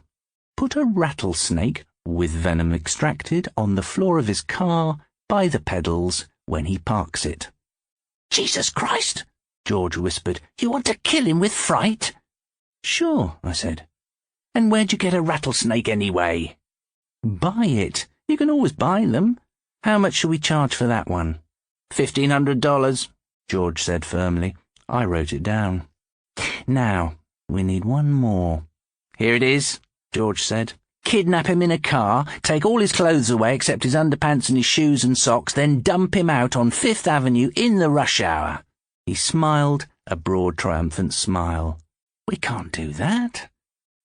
Write it down and charge $2,500. You'd do it all right if old Womberg were to offer you that much. Yes, I said I suppose I would, and I wrote it down. That's enough now, I added. That gives them a wide choice. And where will we get the cards printed? George asked. George Karnofsky, I said. Another George. He's a friend of mine, runs a small printing shop down on 3rd Avenue. Does wedding invitations and things like that for the big stores. He'll do it. I know he will. Then what are we waiting for? We both leapt out of bed and began to dress. It's 12 o'clock, I said. If we hurry, we'll catch him before he goes to lunch. It was still snowing when we went out into the street, and the snow was 4 or 5 inches thick on the sidewalk. But we covered the 14 blocks to Karnofsky's shop at a tremendous pace, and we arrived there just as he was putting on his coat to go out. Claude, he shouted. Hi, boy, how you been keeping? And he pumped my hand. He had a fat, friendly face and a terrible nose with great wide-open nose wings which overlapped his cheeks by at least an inch on either side. I greeted him and told him that we'd come to discuss some most urgent business. He took off his coat and led us back into the office. Then I began to tell him about our plans and what we wanted him to do. When I'd got about quarter way through my story, he started to roar with laughter, and it was impossible for me to continue. So I cut it short and handed him the piece of paper with the stuff on it that we wanted him to print. And now, as he read it, his whole body began to shake with laughter, and he kept slapping the desk with his hand and coughing and choking and roaring like someone crazy. We sat watching him. We didn't see anything particular to laugh about. Finally, he quietened down, and he took out a handkerchief and made a great business about wiping his eyes. Never laughed so much, he said weakly. That's a great joke, that is. It's worth a lunch. Come on out and I'll give you lunch. "Look," I said severely, "this isn't any joke. There is nothing to laugh at. You are witnessing the birth of a new and powerful organization." "Come on," he said, and he began to laugh again. "Come on and have lunch."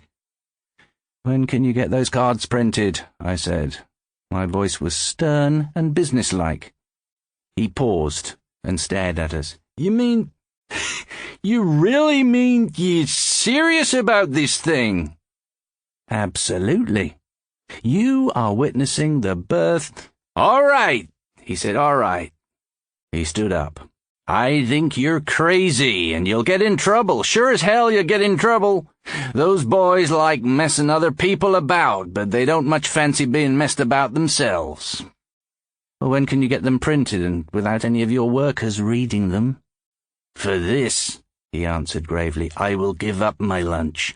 I will set the type myself. It is the least I can do." He laughed again, and the rims of his huge nostrils twitched with pleasure. "How many do you want?" 1,000 to start with, and envelopes. "Come back at 2:00, he said, and I thanked him very much, and as we went out we could hear his laughter rumbling down the passage into the back of the shop. At exactly 2:00 we were back. George Konofsky was in his office, and the first thing I saw as we went in was the high stack of printed cards on his desk in front of him. They were large cards, about twice the size of ordinary wedding or cocktail invitation cards. "There you are," he said, "all ready for you." The fool was still laughing. He handed us each a card, and I examined mine carefully. It was a beautiful thing. He'd obviously taken much trouble over it. The card itself was thick and stiff, with narrow gold edging all the way around, and the letters of the heading were exceedingly elegant. I cannot reproduce it here in all its splendor, but I can at least show you how it read. "Vengeance is mine, Inc. Dear blank, you have probably seen columnist blank's slanderous and unprovoked attack upon your character in today's paper. It is an outrageous insinuation, a deliberate distortion of the truth. Are you yourself prepared to allow this miserable malice-monger to insult you in this manner without doing anything about it? The whole world knows that it is foreign to the nature of the American people to permit themselves to be insulted either in public or in private without rising up in righteous indignation and demanding, nay, exacting, a just measure of retribution. On the other hand, it is only natural that a citizen of your standing and reputation will not wish personally to become further involved in this sordid petty affair, or indeed to have any direct contact whatsoever with this vile person. How, then, are you to obtain satisfaction? The answer is simple. Vengeance is mine, Inc. will obtain it for you. We will undertake on your behalf and in absolute confidence to administer individual punishment to columnist blank, and in this regard we respectfully submit to you a choice of methods, together with prices, for your consideration. 1. Punch him on the nose, once, hard, $500. 2. Black his eye, $600. 3. Punch him on the nose and black his eye, $1,000. 4. Introduce a rattlesnake with venom extracted into his car on the floor by the pedals when he parks it, $1,500. 5. Kidnap him, take all his clothes away except his underpants, his shoes and socks, then dump him out on Fifth Avenue in the rush hour, $2,500. This work executed by a professional. If you desire to avail yourself of any of these offers, kindly reply to Vengeance is Mine, Inc. at the address indicated upon the enclosed slip of paper. If it is practicable, you will be notified in advance of the place where the action will occur and of the time, so that you may, if you wish, watch the proceedings in person from a safe and anonymous distance. No payment need be made until after your order has been satisfactorily executed, when an account will be rendered in the usual manner. George Karnofsky had done a beautiful job of printing. "Claude," he said, "you like?" "It's marvelous. It's the best I could do for you. It's like in the war when I would see soldiers going off perhaps to get killed, and all the time I would want to be giving them things and doing things for them. He was beginning to laugh again, so I said, "We'd better be going now. Have you got large envelopes for these cards?" "Everything is here, and you can pay me when the money starts coming in." That seemed to set him off worse than ever, and he collapsed into his chair, giggling like a fool. George and I hurried out of the shop into the street, into the cold, snow-falling afternoon. We almost ran the distance back to our room, and on the way up I borrowed a Manhattan telephone directory from the public telephone in the hall. We found Womberg, William S., without any trouble. And while I read out the address, somewhere up in the East 90s, George wrote it on one of the envelopes. Gimple, Mrs. Ella H., was also in the book, and we addressed an envelope to her as well. "We'll just send to Womberg and Gimple today," I said. "We haven't really got started yet. Tomorrow we'll send a dozen." "We better catch the next post," George said. "We'll deliver them by hand," I told him, "now, at once. The sooner they get them, the better. Tomorrow might be too late. They won't be half so angry tomorrow as they are today. People are apt to cool off through the night. See here," I said, "you go ahead and deliver these 2 cards right away. While you're doing that, I'm going to snoop around the town and try to find out something about the habits of Lionel Pantaloon. See you back here later in the evening." At about 9 o'clock that evening, I returned and found George lying on his bed, smoking cigarettes and drinking coffee. "I delivered them both," he said. "Just slipped them through the letterboxes and rang the bells and beat it up the street. Womberg had a huge house, a huge white house. How did you get on?" "I went to see a man I know who works in the sports section of the Daily Mirror. He told me all." "What did he tell you?" "He said Pantaloon's movements are more or less routine. He operates at night, but wherever he goes earlier in the evening, he always, and this is the important point, he always finishes up at the Penguin Club. He gets there round about midnight and stays until 2 or 2:30. That's when his legmen bring him all the dope." "That's all we want to know," George said happily. "It's too easy. Money for old Rope." There was a full bottle of blended whiskey in the cupboard, and George fetched it out.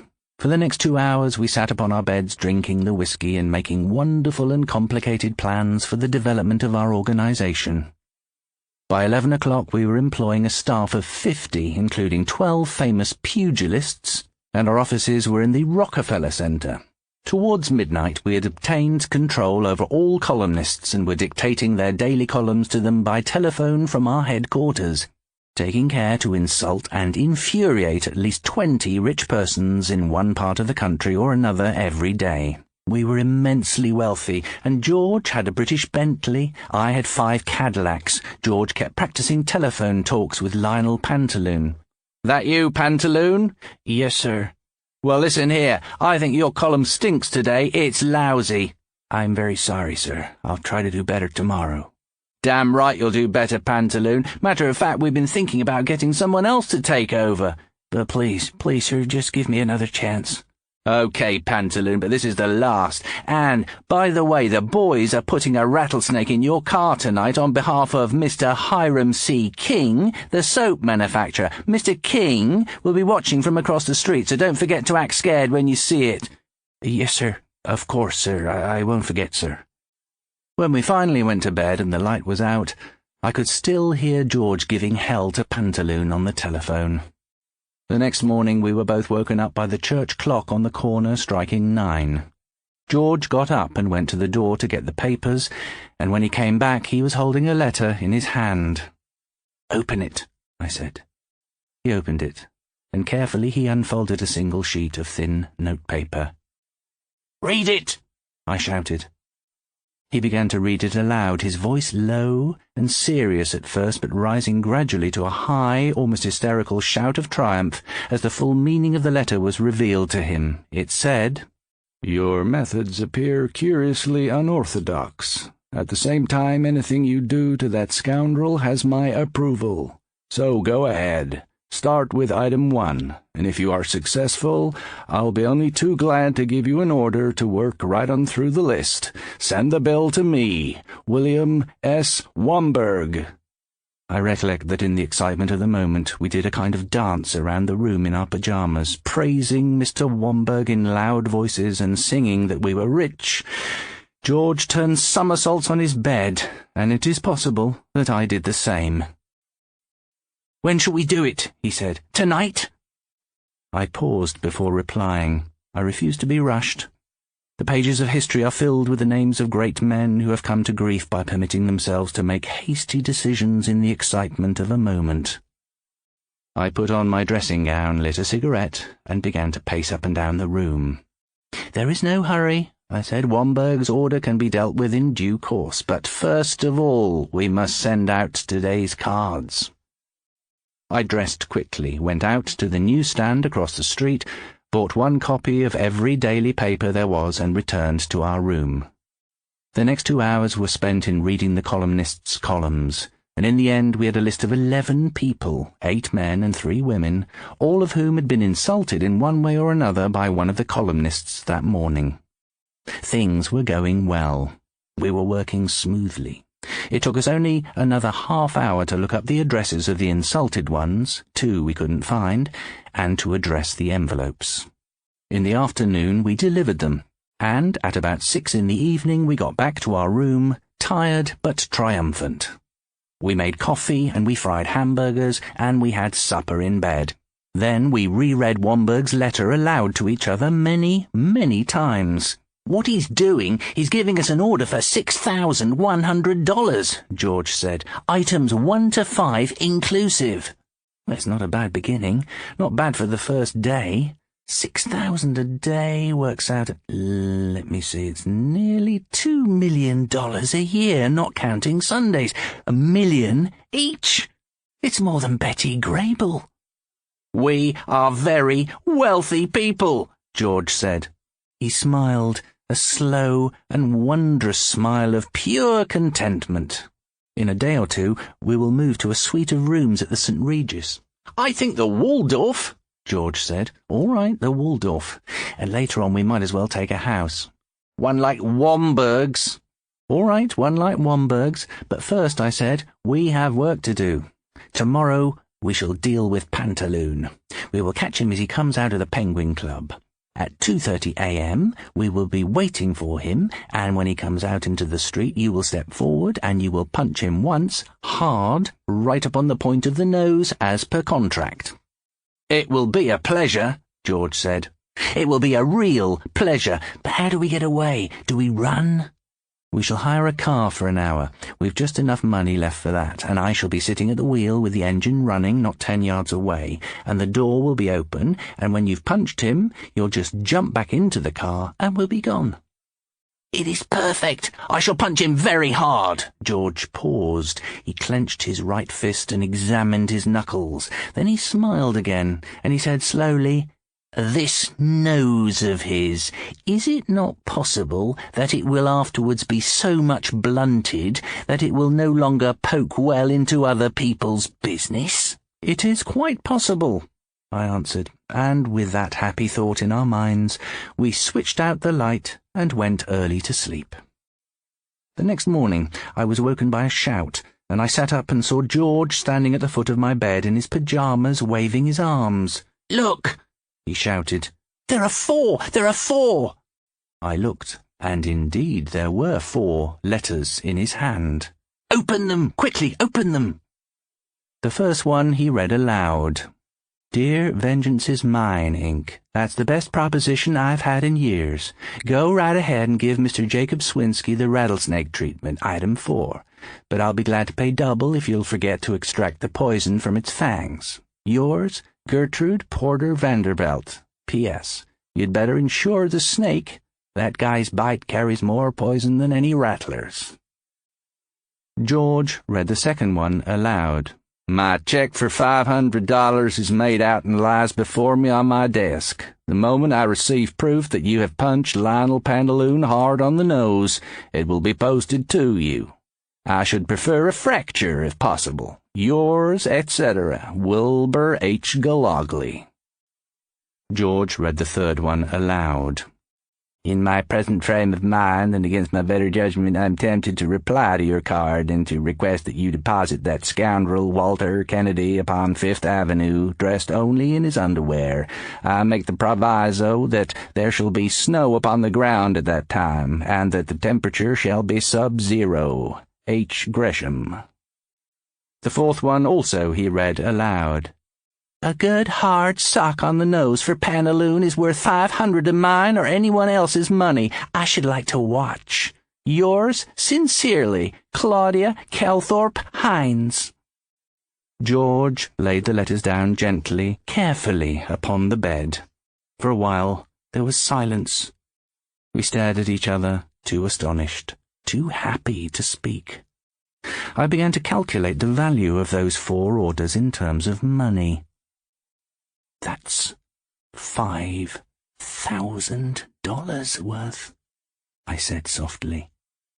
Upon George's face there was a huge bright grin. Claude, he said, should we not move now to the Waldorf? Soon, I answered, but at the moment we have no time for moving. We have not even time to send out any fresh cards today. We must start to execute the orders we have in hand. We are overwhelmed with work. Should we not engage extra staff and enlarge our organization? Later, I said. Even for that there is no time today. Just think what we have to do. We have to put a rattlesnake in Jacob Swinsky's car. We have to dump Walter Kennedy on Fifth Avenue in his underpants. We have to punch Pantaloon on the nose. Let me see. Yes, for 3 different people, we have to punch Pantaloon. I stopped. I closed my eyes. I sat still. Again, I became conscious of a small, clear stream of inspiration flowing into the tissues of my brain. I have it! I shouted. I have it! I have it! 3 birds with 1 stone. 3 customers with 1 punch. How? Don't you see? We only need to punch Pantaloon once, and each of the 3 customers, Womber, Gologly, and Claudia Hines, will think it's being done specially for him or her. Say it again. I said it again. It's brilliant. It's common sense. And the same principle will apply to the others. The rattlesnake treatment and the other one can wait until we have more orders. Perhaps in a few days we shall have 10 orders for rattlesnakes in Swinsky's car. Then we will do them all in one go. It's wonderful! This evening, then, I said, we will handle Pantaloon, but first we must hire a car. Also, we must send telegrams, 1 to Womberg, 1 to Gologly, and 1 to Claudia Hines, telling them where and when the punching will take place. We dressed rapidly and went out. In a dirty, silent little garage down on East 9th Street, we managed to hire a car. A 1934 Chevrolet, $8 for the evening. We then sent 3 telegrams, each one identical and cunningly worded to conceal its true meaning from inquisitive people. Hope to see you outside Penguin Club, 2:30 a.m. Regards, V.I. Mine. There is one thing more, I said. It is essential that you should be disguised. Pantaloon, or the doorman, for example, must not be able to identify you afterwards. You must wear a false moustache. What about you? Not necessary. I'll be sitting in the car. They won't see me. We went to a children's toy shop and we bought for George a magnificent black moustache, a thing with long pointed ends, waxed and stiff and shining. And when he held it up against his face, he looked exactly like the Kaiser of Germany. The man in the shop also sold us a tube of glue, and he showed us how the moustache should be attached to the upper lip. Gonna have some fun with the kids? He asked, and George said, Absolutely. All was now ready, but there was a long time to wait. We had $3 left between us, and with this we bought a sandwich each, and then went to a movie. Then, at 11 o'clock that evening, we collected our car, and in it we began to cruise slowly through the streets of New York, waiting for the time to pass. You better put on your moustache so as to get used to it. We pulled up under a street lamp, and I squeezed some glue onto George's upper lip and fixed on the huge black hairy thing with its pointed ends. Then we drove on. It was cold in the car, and outside it was beginning to snow again. I could see a few small snowflakes falling through the beams of the car lights. George kept saying, "How hard shall I hit him?" And I kept answering, "Hit him as hard as you can, and on the nose. It must be on the nose because that is a part of the contract. Everything must be done right. Our clients may be watching." At 2 a.m, we drove slowly past the entrance to the Penguin Club in order to survey the situation. "I will park there," I said, "just past the entrance in that patch of dark, but I will leave the door open for you." We drove on. Then George said, "What does he look like? How do I know it's him?" "Don't worry," I answered, "I've thought of that." And I took from my pocket a piece of paper and handed it to him. "You take this and fold it up small and give it to the doorman and tell him to see it gets to Pantaloon quickly. Act as though you're scared to death and in an awful hurry. It's 100 to 1 Pantaloon will come out. No columnist could resist that message." On the paper, I had written, "I am a worker in Soviet consulate. Come to the door very quickly, please. I have something to tell, but come quickly as I am in danger. I cannot come in to you." "You see," I said, "your moustache will make you look like a Russian. All Russians have big moustaches." George took the paper and folded it up very small and held it in his fingers. It was nearly 2:30 in the morning now, and we began to drive towards the Penguin Club. "You all set?" I said. "Yes."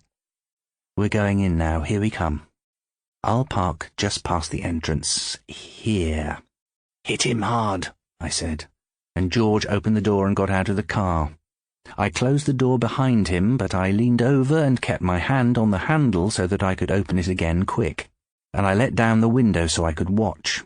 I kept the engine ticking over. I saw George walk swiftly up to the doorman who stood under the red and white canopy which stretched out over the sidewalk. I saw the doorman turn and look down at George, and I didn't like the way he did it. He was a tall, proud man dressed in a fine magenta-coloured uniform with gold buttons and gold shoulders and a broad white stripe down each magenta trouser leg. Also, he wore white gloves, and he stood there looking proudly down at George, frowning, pressing his lips together hard. He was looking at George's moustache, and I thought, "Oh my God, we have overdone it. We have over-disguised him. He's going to know it's false, and he's going to take one of the long pointed ends in his fingers, and then he'll give it a tweak, and it'll come off." But he didn't. He was distracted by George's acting. For George was acting well. I could see him hopping about, clasping and unclasping his hands, swaying his body and shaking his head, and I could hear him saying, "Please, please, please, you must hurry. 'Tis life and death. Please, please, take it quick to Mr. Pantaloon." His Russian accent was not like any accent I had heard before, but all the same there was a quality of real despair in his voice.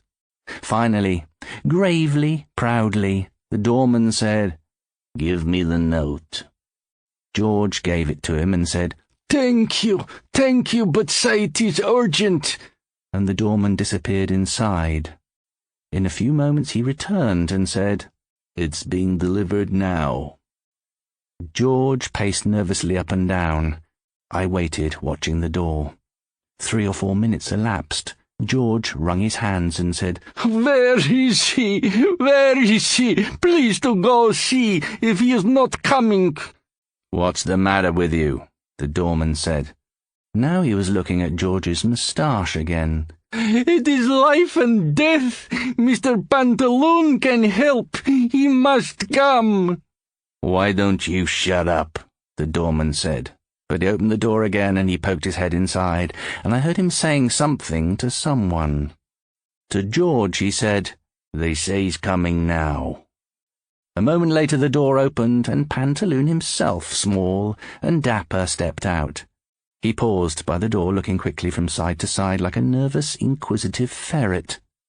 The doorman touched his cap and pointed at George. I heard Pantaloon say, "Yes, what did you want?"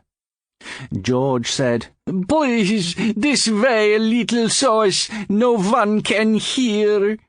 and he led Pantaloon along the pavement away from the doorman and towards the car. "Come on now," Pantaloon said. "What is it you want?" Suddenly George shouted, "Look!" and he pointed up the street. Pantaloon turned his head, and as he did so, George swung his right arm and he hit Pantaloon plumb on the point of the nose. I saw George leaning forward on the punch, all his weight behind it, and the whole of Pantaloon appeared somehow to lift slightly off the ground and to float backwards for 2 or 3 feet until the facade of the Penguin Club stopped him. All this happened very quickly, and then George was in the car beside me and we were off, and I could hear the doorman blowing a whistle behind us. "We've done it!" George gasped. He was excited and out of breath. "I hit him good! Did you see how good I hit him?" It was snowing hard now, and I drove fast and made many sudden turnings, and I knew no one would catch us in this snowstorm. "Son of a bitch almost went through the wall, I hit him so hard." "Well done, George," I said. "Nice work, George." "And did you see him lift? Did you see him lift right up off the ground?" "Womberg will be pleased," I said. "And Gallogly, and the Heinz woman." "They'll all be pleased," I said. "Watch the money coming in." "There's a car behind us," George shouted. "It's following us. It's right on our tail. Drive like mad." "Impossible," I said. "They couldn't have picked us up already. It's just another car going somewhere." I turned sharply to the right. "He's still with us," George said. "Keep turning. We'll lose him soon." "How the hell can we lose a police car in a 1934 Chev?" I said. "I'm going to stop." "Keep going," George shouted. "You're doing fine." "I'm going to stop," I said. "It'll only make them mad if we go on." George protested fiercely, but I knew it was no good, and I pulled into the side of the road. The other car swerved out and went past us and skidded to a standstill in front of us. "Quick," George said. "Let's beat it." He had the door open and he was ready to run. "Don't be a fool," I said. "Stay where you are. You can't get away now." A voice from outside said, "All right, boys, what's the hurry?" "No hurry," I answered. "We're just going home." "Yeah." "Oh, yes, we're just on our way home now." The man poked his head in through the window on my side, and he looked at me, then at George, then at me again. "It's a nasty night," George said. "We're just trying to reach home before the streets get all snowed up." "Well," the man said, "you can take it easy. I just thought I'd like to give you this right away." He dropped a wad of banknotes onto my lap. "I'm Gallogly," he added. "Wilbur H. Gallogly." And he stood out there in the snow grinning at us, stamping his feet and rubbing his hands to keep them warm. "I got your wire and I watched the whole thing from across the street. You did a fine job. I'm paying you double. It was worth it. Funniest thing I ever seen. Goodbye, boys. Watch your steps. They'll be after you now. Get out of town if I were you. Goodbye." And before we could say anything, he was gone. When finally we got back to our room, I started packing at once. "You crazy?" George said. "We've only got to wait a few hours, and we receive $500 each from Womberg and the Heinz woman. Then we'll have 2,000 altogether, and we can go anywhere we want." So we spent the next day waiting in our room and reading the papers, one of which had a whole column on the front page headed, "Brutal Assault on Famous Columnist." But sure enough, the late afternoon post brought us 2 letters, and there was $500 in each. And right now, at this moment, we are sitting in a Pullman car, drinking Scotch whiskey and heading south for a place where there is always sunshine and where the horses are running every day. We are immensely wealthy, and George keeps saying that if we put the whole of our $2,000 on a horse at 10 to 1, we shall make another 20,000 and we will be able to retire. "We will have a house at Palm Beach," he says, "and we will entertain upon a lavish scale. Beautiful socialites will loll around the edge of our swimming pool, sipping cool drinks, and after a while we will perhaps put another large sum of money upon another horse, and we shall become wealthier still. Possibly we will become tired of Palm Beach, and then we will move around in a leisurely manner among the playgrounds of the rich, Monte Carlo and places like that, like the Ali Khan and the Duke of Windsor, We will become prominent members of the international set, and the film stars will smile at us, and head waiters will bow to us, and perhaps in time to come, perhaps we might even get ourselves mentioned in Lionel Pantaloon's column." "That would be something," I said. "Wouldn't it just?" he answered happily. "Wouldn't that just be something?"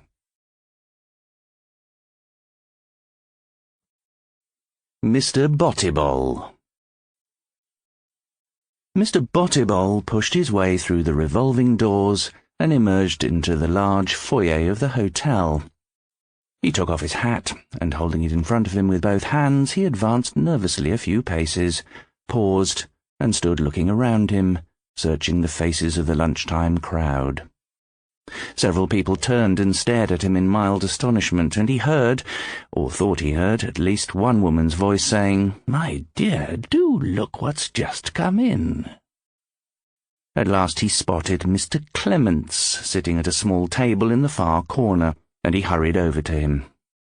Clements had seen him coming, and now, as he watched Mr. Botibol threading his way cautiously between the tables and the people, walking on his toes, in such a meek and self-effacing manner, and clutching his hat before him with both hands, he thought how wretched it must be for any man to look as conspicuous and as odd as this Botibol. He resembled, to an extraordinary degree, an asparagus. His long, narrow stalk did not appear to have any shoulders at all. It merely tapered upwards, growing gradually narrower and narrower, until it came to a kind of point at the top of the small, bald head. He was tightly encased in a shiny blue double-breasted suit, and this, for some curious reason, accentuated the illusion of a vegetable to a preposterous degree. Clements stood up. They shook hands, and then at once, even before they had sat down again, Mr. Botibol said, "I have decided, yes, I have decided to accept the offer which you made to me before you left my office last night." For some days Clements had been negotiating on behalf of clients for the purchase of the firm known as Botibol & Co., of which Mr. Botibol was sole owner, and the night before Clements had made his first offer. This was merely an exploratory, much too low bid, a kind of signal to the seller that the buyers were seriously interested. "And by God," thought Clements, "the poor fool has gone and accepted it." He nodded gravely many times in an effort to hide his astonishment, and he said, "Good, good, I'm so glad to hear that, Mr. Botibol." And then he signalled a waiter and said, "2 large martinis." "No, please." Mr. Botibol lifted both hands in horrified protest. "Come on," Clements said, "this is an occasion." "I drink very little, and never during the middle of the day." But Clements was in a gay mood now, and he took no notice. He ordered the martinis, and when they came along, Mr. Botibol was forced, by the banter and good humour of the other, to drink to the deal which had just been concluded. Clements then spoke briefly about the drawing up and signing of documents, and when all that had been arranged, he called for 2 more cocktails. Again Mr. Botibol protested, but not quite so vigorously this time, and Clements ordered the drinks, and then he turned and smiled at the other man in a friendly way. "Well, Mr. Botibol," he said, "now that it's all over, I suggest we have a pleasant non-business lunch together. What do you say to that? And it's on me." "As you wish, Mr. Botibol answered without any enthusiasm. He had a small, melancholy voice and a way of pronouncing each word separately and slowly as though he were explaining something to a child. When they went into the dining room, Clements ordered a bottle of Lafitte 1912 and a couple of plump roast partridges to go with it. He had already calculated in his head the amount of his commission, and he was feeling fine. He began to make bright conversation, switching smoothly from one subject to another in the hope of touching on something that might interest his guest. But it was no good. Mr. Botibol appeared to be only half listening. Every now and then he inclined his small, bald head a little to one side or the other and said, "Indeed." When the wine came along, Clements tried to have a talk about that. "Well, I'm sure it is excellent," Mr. Botibol said, "but please give me only a drop." Clements told a funny story. When it was over, Mr. Botibol regarded him solemnly for a few moments, then he said, "How amusing." After that, Clements kept his mouth shut, and they ate in silence. Mr. Botibol was drinking his wine, and he didn't seem to object when his host reached over and refilled his glass.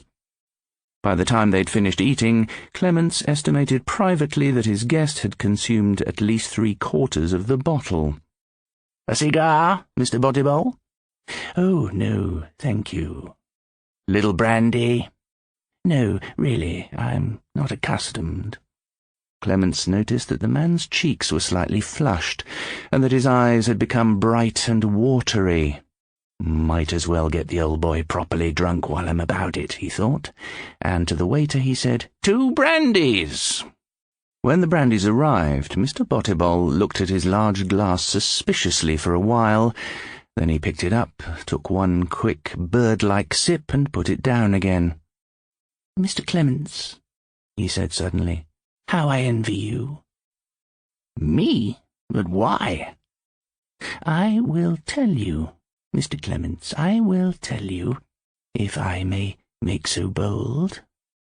There was a nervous, mouse-like quality in his voice which made it seem he was apologizing for everything he said. "Please tell me," Clements said. "It is because to me you appear to have made such a success of your life." He's going to get melancholy drunk, Clements thought. He's one of the ones that gets melancholy, and I can't stand it. "Success," he said. "I don't see anything specially successful about me." "Oh, yes, indeed. Your whole life, if I may say so, Mr. Clements, appears to be such a pleasant and successful thing." "I'm a very ordinary person," Clements said. He was trying to figure just how drunk the other really was. "I believe," said Mr. Botibol, speaking slowly, separating each word carefully from the other, "I believe that the wine has gone a little to my head, but—" he paused, searching for words. "But I do want to ask you just one question." He had poured some salt onto the tablecloth, and he was shaping it into a little mountain with the tip of one finger.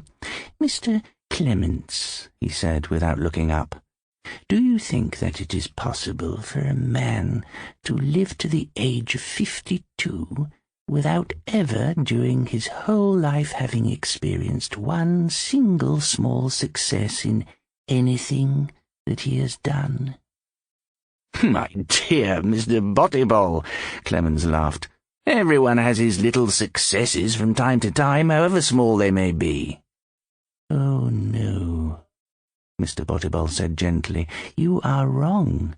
I, for example, cannot remember having had a single success of any sort during my whole life." "Now, come," Clements said, smiling. "That can't be true. Why, only this morning you sold your business for 100,000. I call that one hell of a success." "The business was left me by my father.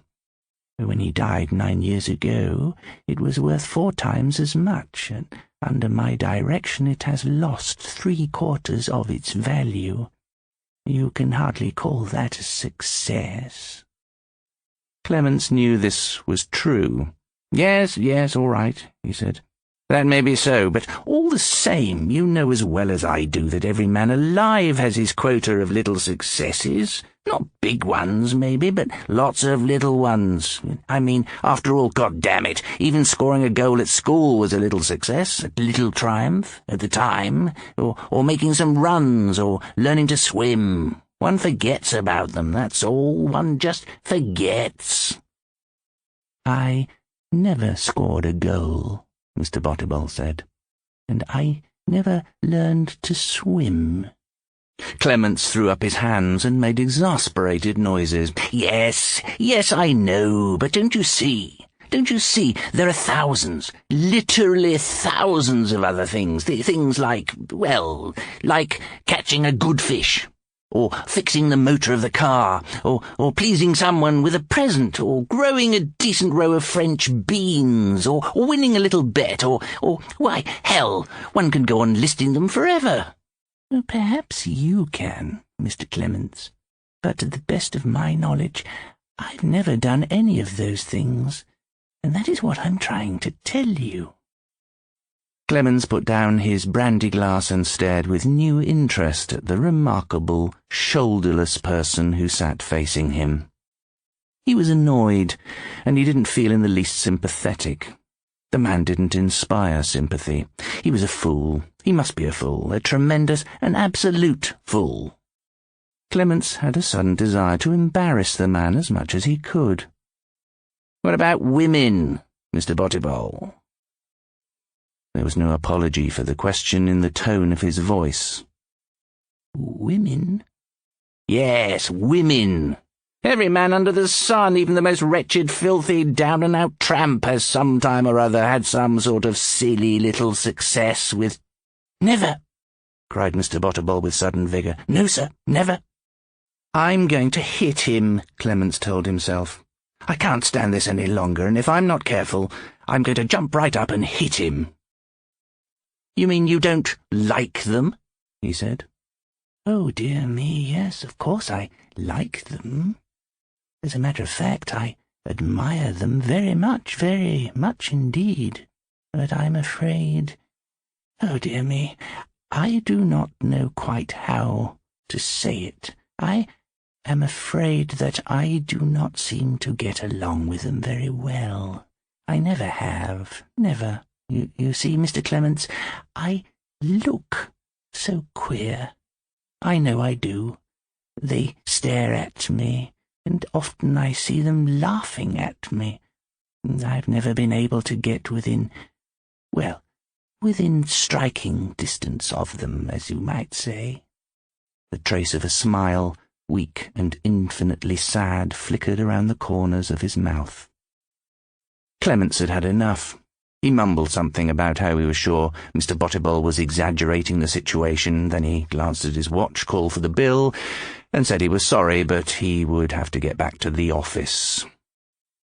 They parted in the street outside the hotel, and Mr. Botibol took a cab back to his house.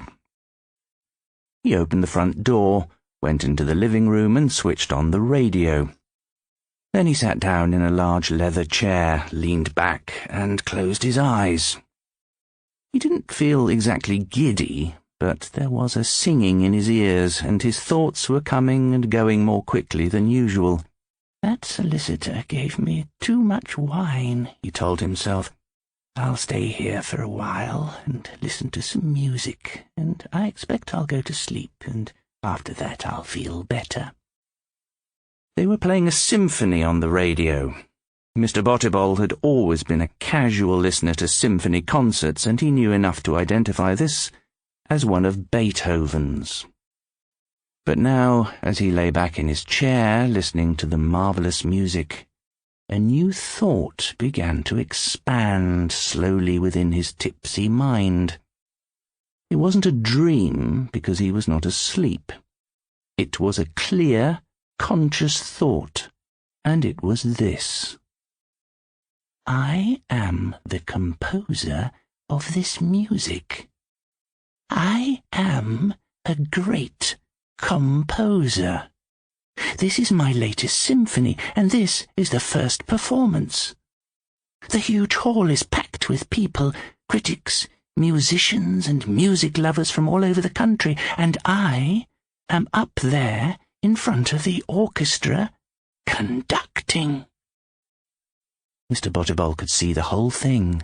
He could see himself up on the rostrum, dressed in a white tie and tails, and before him was the orchestra, the massed violins on his left, the violas in front, the cellos on his right, and back of them were all the woodwinds and bassoons and drums and cymbals, the players watching every movement of his baton with an intense, almost a fanatical reverence. Behind him, in the half-darkness of the huge hall, was row upon row of white, enraptured faces looking up towards him, listening with growing excitement as yet another new symphony by the greatest composer the world had ever seen unfolded itself majestically before them. Some of the audience were clenching their fists and digging their nails into the palms of their hands because the music was so beautiful that they could hardly stand it.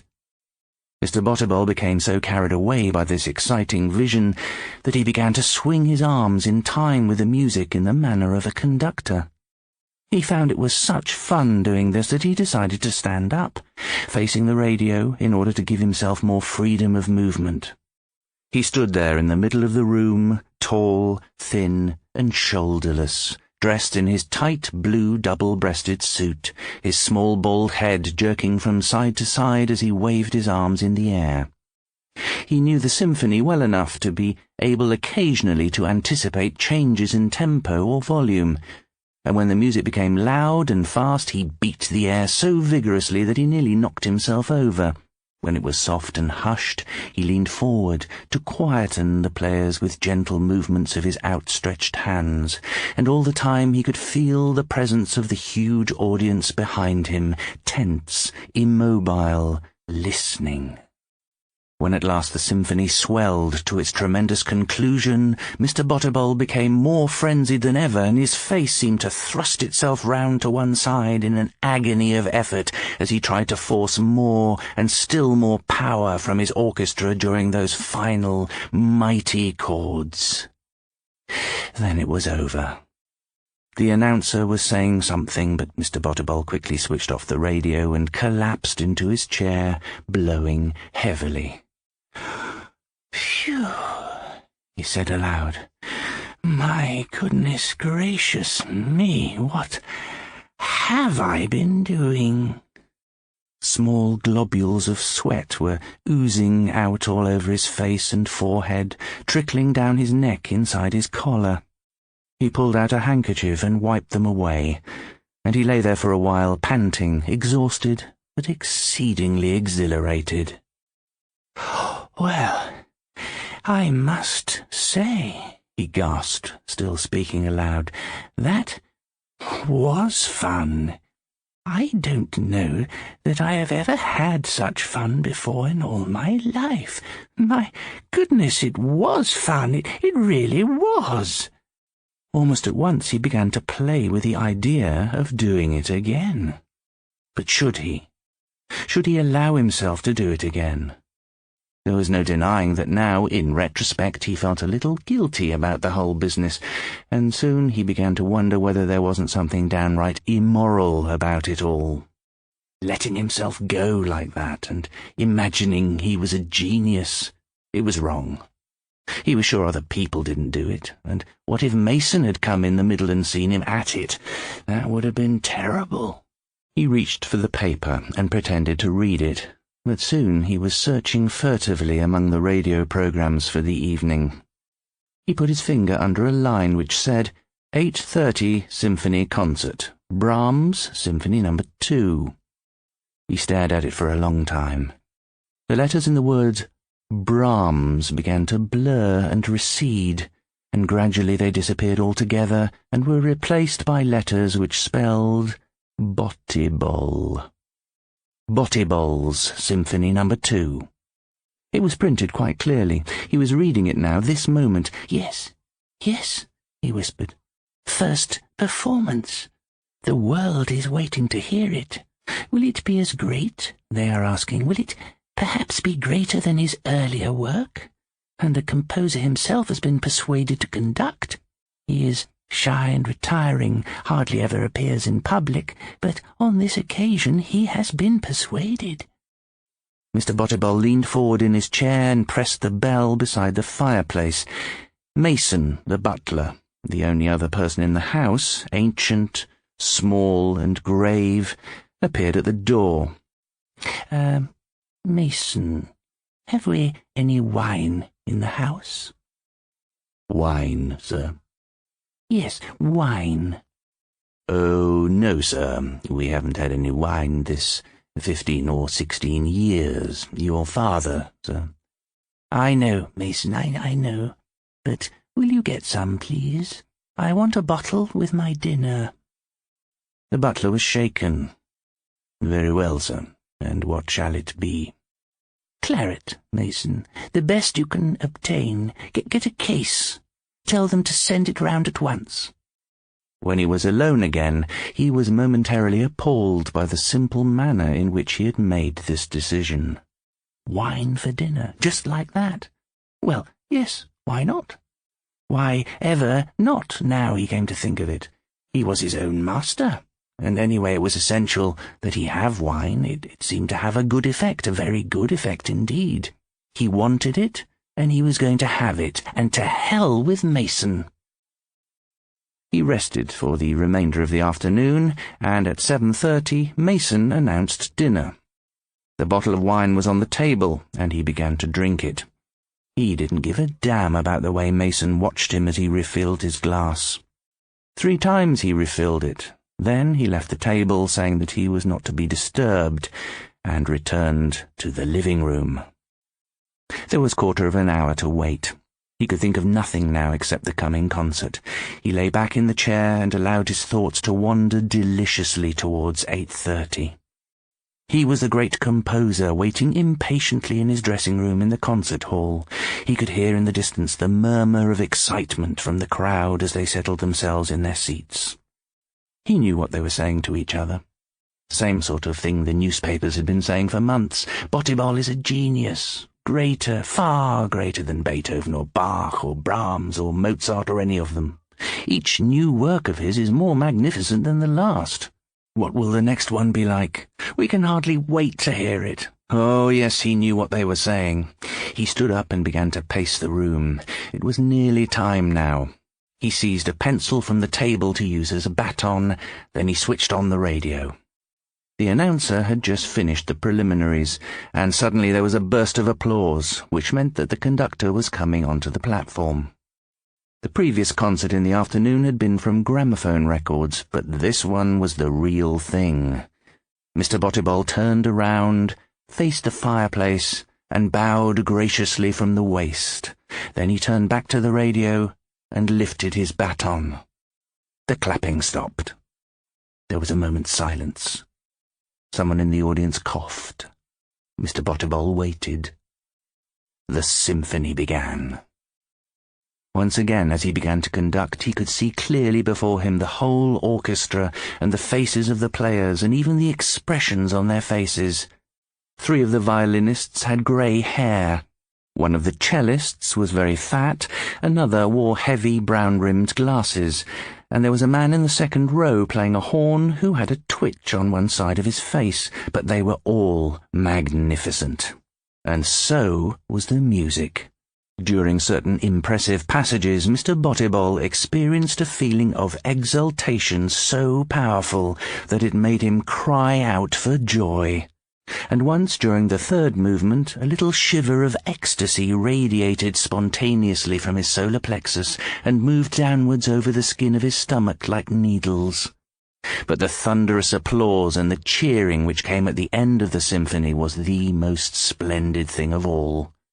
He turned slowly towards the fireplace and bowed. The clapping continued, and he went on bowing until at last the noise died away, and the announcer's voice jerked him suddenly back into the living room.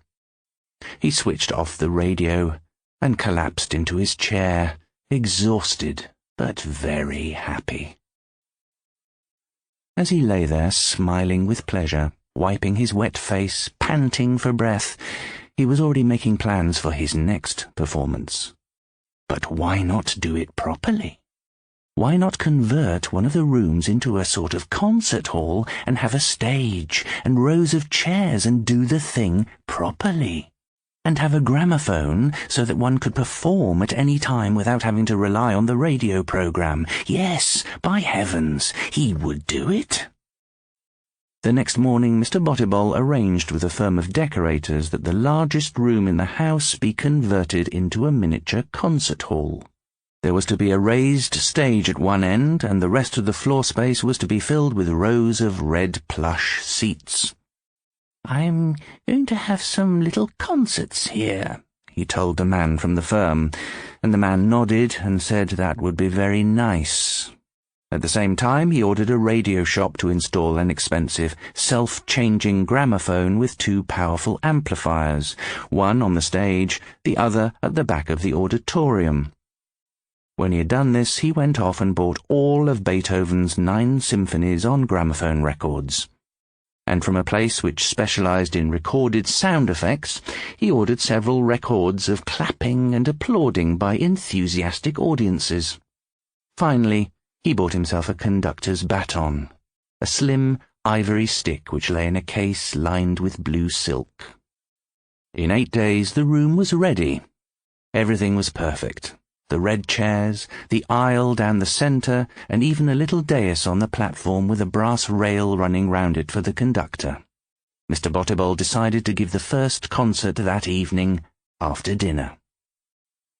At 7 o'clock he went up to his bedroom and changed into white tie and tails. He felt marvellous.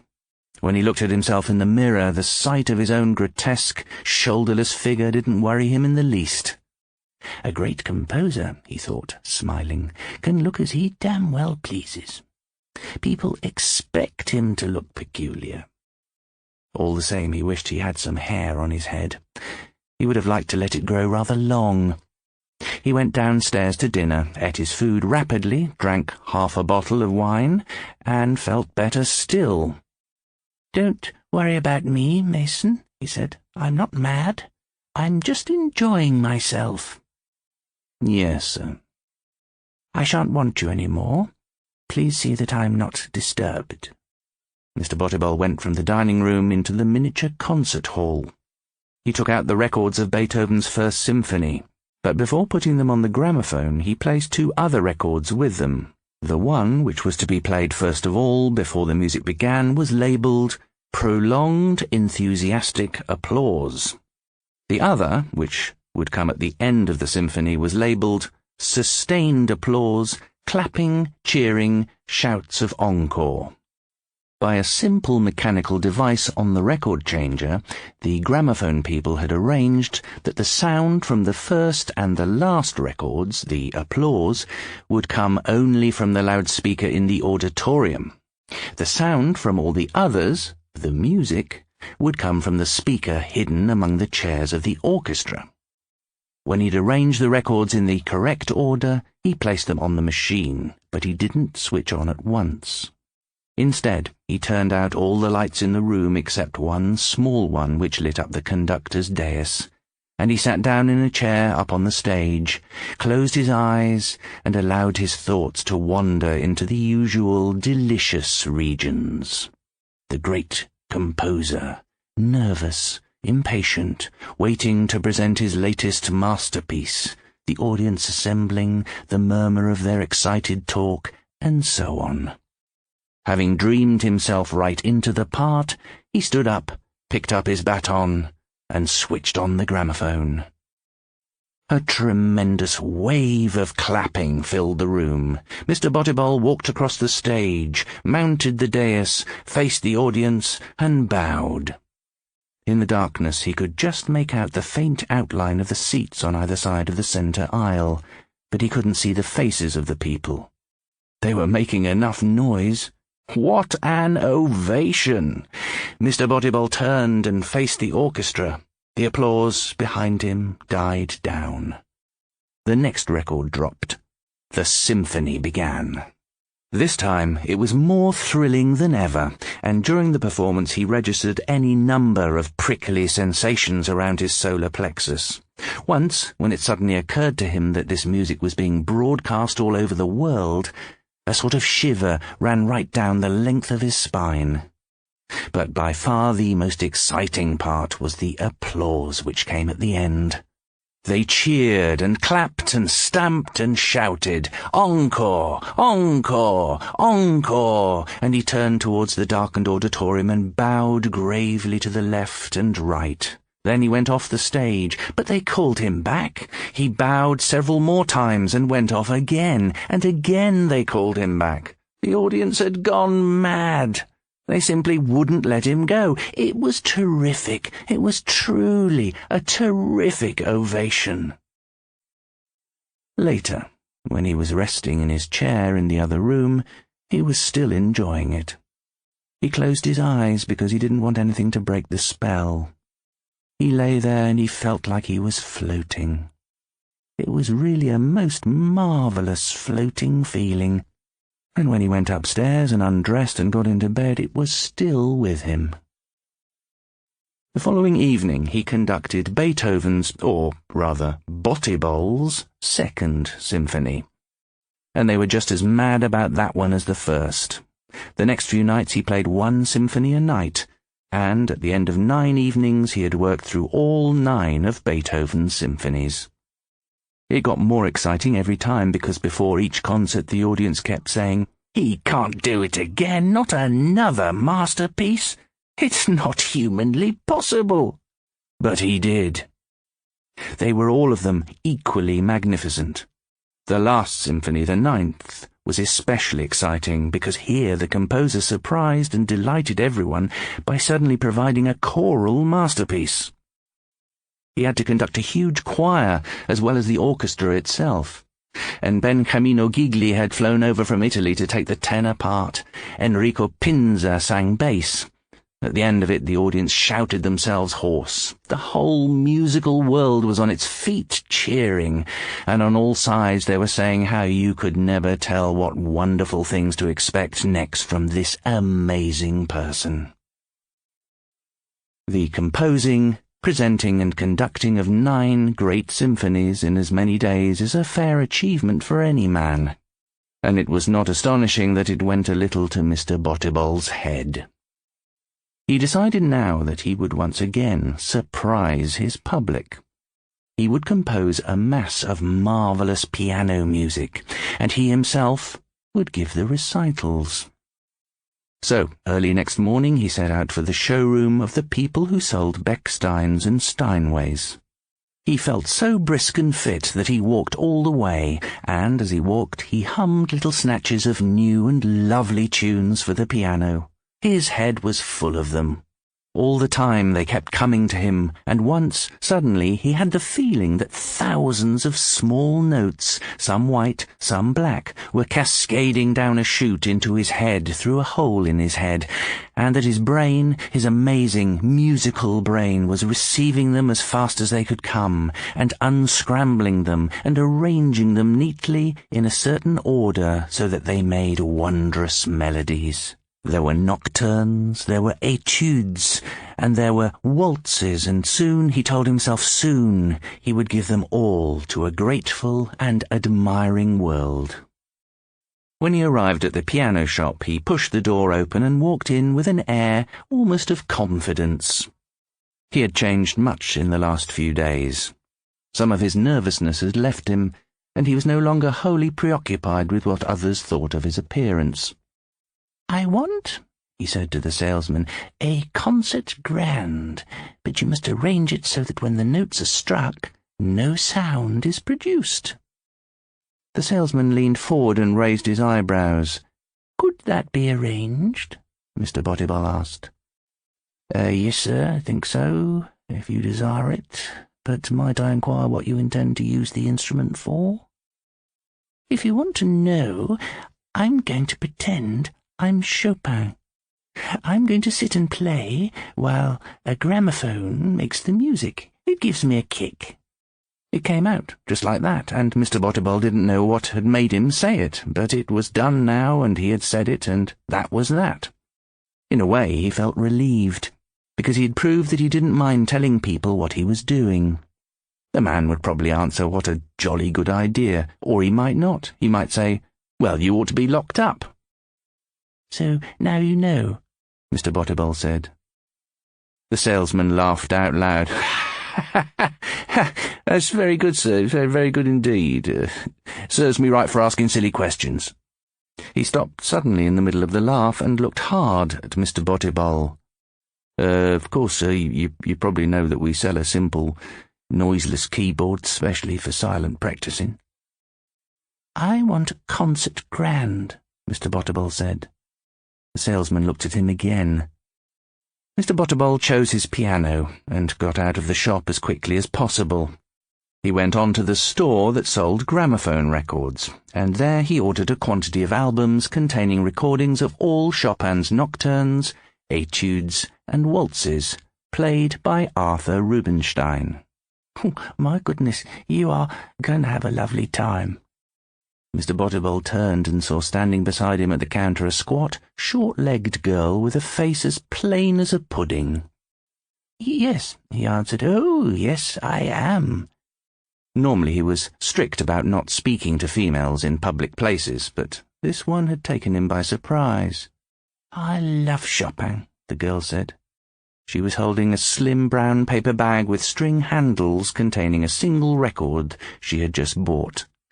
I like him better than any of the others. It was comforting to hear the voice of this girl after the way the piano salesman had laughed. Mr. Botibol wanted to talk to her, but he didn't know what to say. The girl said, I like the nocturnes best. They're so soothing. Which are your favourites? Mr. Botibol said, Well...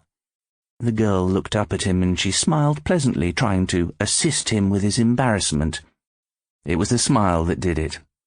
He suddenly found himself saying, Well, now, perhaps, would you, I was wondering...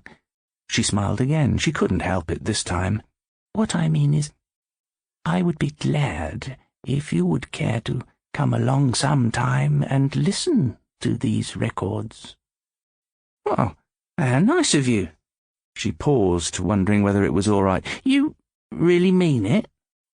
Yes, I should be glad. She had lived long enough in the city to discover that old men, if they are dirty old men, do not bother about trying to pick up a girl as unattractive as herself. Only twice in her life had she been accosted in public, and each time the man had been drunk. But this one wasn't drunk. He was nervous, and he was peculiar-looking, but he wasn't drunk. Come to think of it, it was she who had started the conversation in the first place. It would be lovely, she said. It really would. When can I come?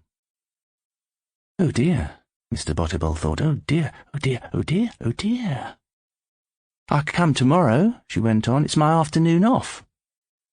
Well, yes, certainly, he answered slowly. Yes, of course. I'll give you my card. Here it is. A.W. Botibol, she read aloud. What a funny name. Mine's Darlington. Miss L. Darlington. How do you do, Mr. Botibol? She put out her hand for him to shake. Oh, I am looking forward to this. What time shall I come? Well, any time, he said. Please come any time. 3 o'clock? Yes, 3 o'clock. Lovely. I'll be there. He watched her walk out of the shop, a squat, stumpy, thick-legged little person, and, my word, he thought, what have I done? He was amazed at himself, but he was not displeased. Then at once he started to worry about whether or not he should let her see his concert hall. He worried still more when he realized that it was the only place in the house where there was a gramophone. That evening he had no concert. Instead, he sat in his chair brooding about Miss Darlington and what he should do when she arrived. The next morning they brought the piano, a fine Bechstein in dark mahogany, which was carried in, minus its legs, and later assembled on the platform in the concert hall. It was an imposing instrument, and when Mr. Botibol opened it and pressed a note with his finger, it made no sound at all. He had originally intended to astonish the world with a recital of his first piano compositions, a set of etudes, as soon as the piano arrived, but it was no good now. He was too worried about Miss Darlington and 3 o'clock. At lunchtime his trepidation had increased, and he couldn't eat. Mason, he said, I'm expecting a young lady to call at 3 o'clock. A what, sir? The butler said. A young lady, Mason. Very good, sir. Show her into the sitting room. Yes, sir. Precisely at 3 he heard the bell ring. A few moments later, Mason was showing her into the room. She came in smiling, and Mr. Botibol stood up and shook her hand. "My," she exclaimed, "what a lovely house! I didn't know I was calling on a millionaire." She settled her small, plump body into a large armchair, and Mr. Botibol sat opposite. He didn't know what to say. He felt terrible. But almost at once she began to talk, and she chattered away gaily about this and that for a long time without stopping. Mostly it was about his house and the furniture and the carpets, and about how nice it was of him to invite her because she didn't have such an awful lot of excitement in her life. She worked hard all day, and she shared a room with 2 other girls in a boarding house, and he could have no idea how thrilling it was for her to be here. Gradually, Mr. Botibol began to feel better. He sat there listening to the girl, rather liking her, nodding his bald head slowly up and down, and the more she talked, the more he liked her. She was gay and chatty, but underneath all that any fool could see that she was a lonely, tired little thing. Even Mr. Botibol could see that. He could see it very clearly indeed. It was at this point he began to play with a daring and risky idea. "Miss Darlington," he said, "I'd like to show you something." He led her out of the room straight into the little concert hall. "Look," he said. She stopped just outside the door. "Oh, my goodness, just look at that! A theatre! A real little theatre!" And then she saw the piano on the platform and the conductor's dais with the brass rail running round it. "Oh, it's for concerts!" she cried. "Do you really have concerts here? Oh, Mr. Botibol, how exciting! Do you like it?" "Oh, yes." "Well, come back into the other room, and I'll tell you about it." Her enthusiasm had given him confidence, and he wanted to get going. "Come back and listen while I tell you something funny." And when they were seated in the sitting room again, he began at once to tell her his story. He told the whole thing right from the beginning, how one day, listening to a symphony, he had imagined himself to be the composer, how he had stood up and started to conduct, how he had got an immense pleasure out of it, how he had done it again with similar results, and how finally he had built himself the concert hall where already he had conducted 9 symphonies. But he cheated a little bit in the telling. He said that the only real reason he did it was in order to obtain the maximum appreciation from the music. There was only one way to listen to music, he told her. Only one way to make yourself listen to every single note and chord. You had to do 2 things at once. You had to imagine that you'd composed it, and at the same time you had to imagine that the public were hearing it for the first time. "Do you think," he said, "do you really think that any outsider has ever got half as great a thrill from a symphony as the composer himself when he first heard his work played by a full orchestra?" "No," she answered timidly. "Course not." "Then become the composer. Steal his music. Take it away from him and give it to yourself." He leaned back in his chair, and for the first time she saw him smile.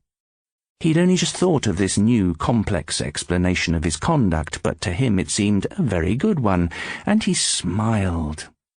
"Well, what do you think, Miss Darlington?" "I must say it's very, very interesting." She was polite and puzzled, but she was a long way away from him now. "Would you like to try?" "Oh, no, please." "I wish you would. I'm afraid I don't think I should be able to feel the same way as you do about it, Mr. Botibol. I don't think I have a strong enough imagination." She could see from his eyes he was disappointed. "But I'd love to sit in the audience and listen while you do it," she added. Then he leapt up from his chair. "I've got it!" he cried. "A piano concerto. You play the piano, I conduct. You, the greatest pianist, the greatest in the world. First performance of my piano concerto number 1. You playing, me conducting. The greatest pianist and the greatest composer together for the first time. A tremendous occasion. The audience will go mad. They'll be queuing all night outside the hall to get in. It'll be broadcast around the world. It'll... Mr. Botibol stopped.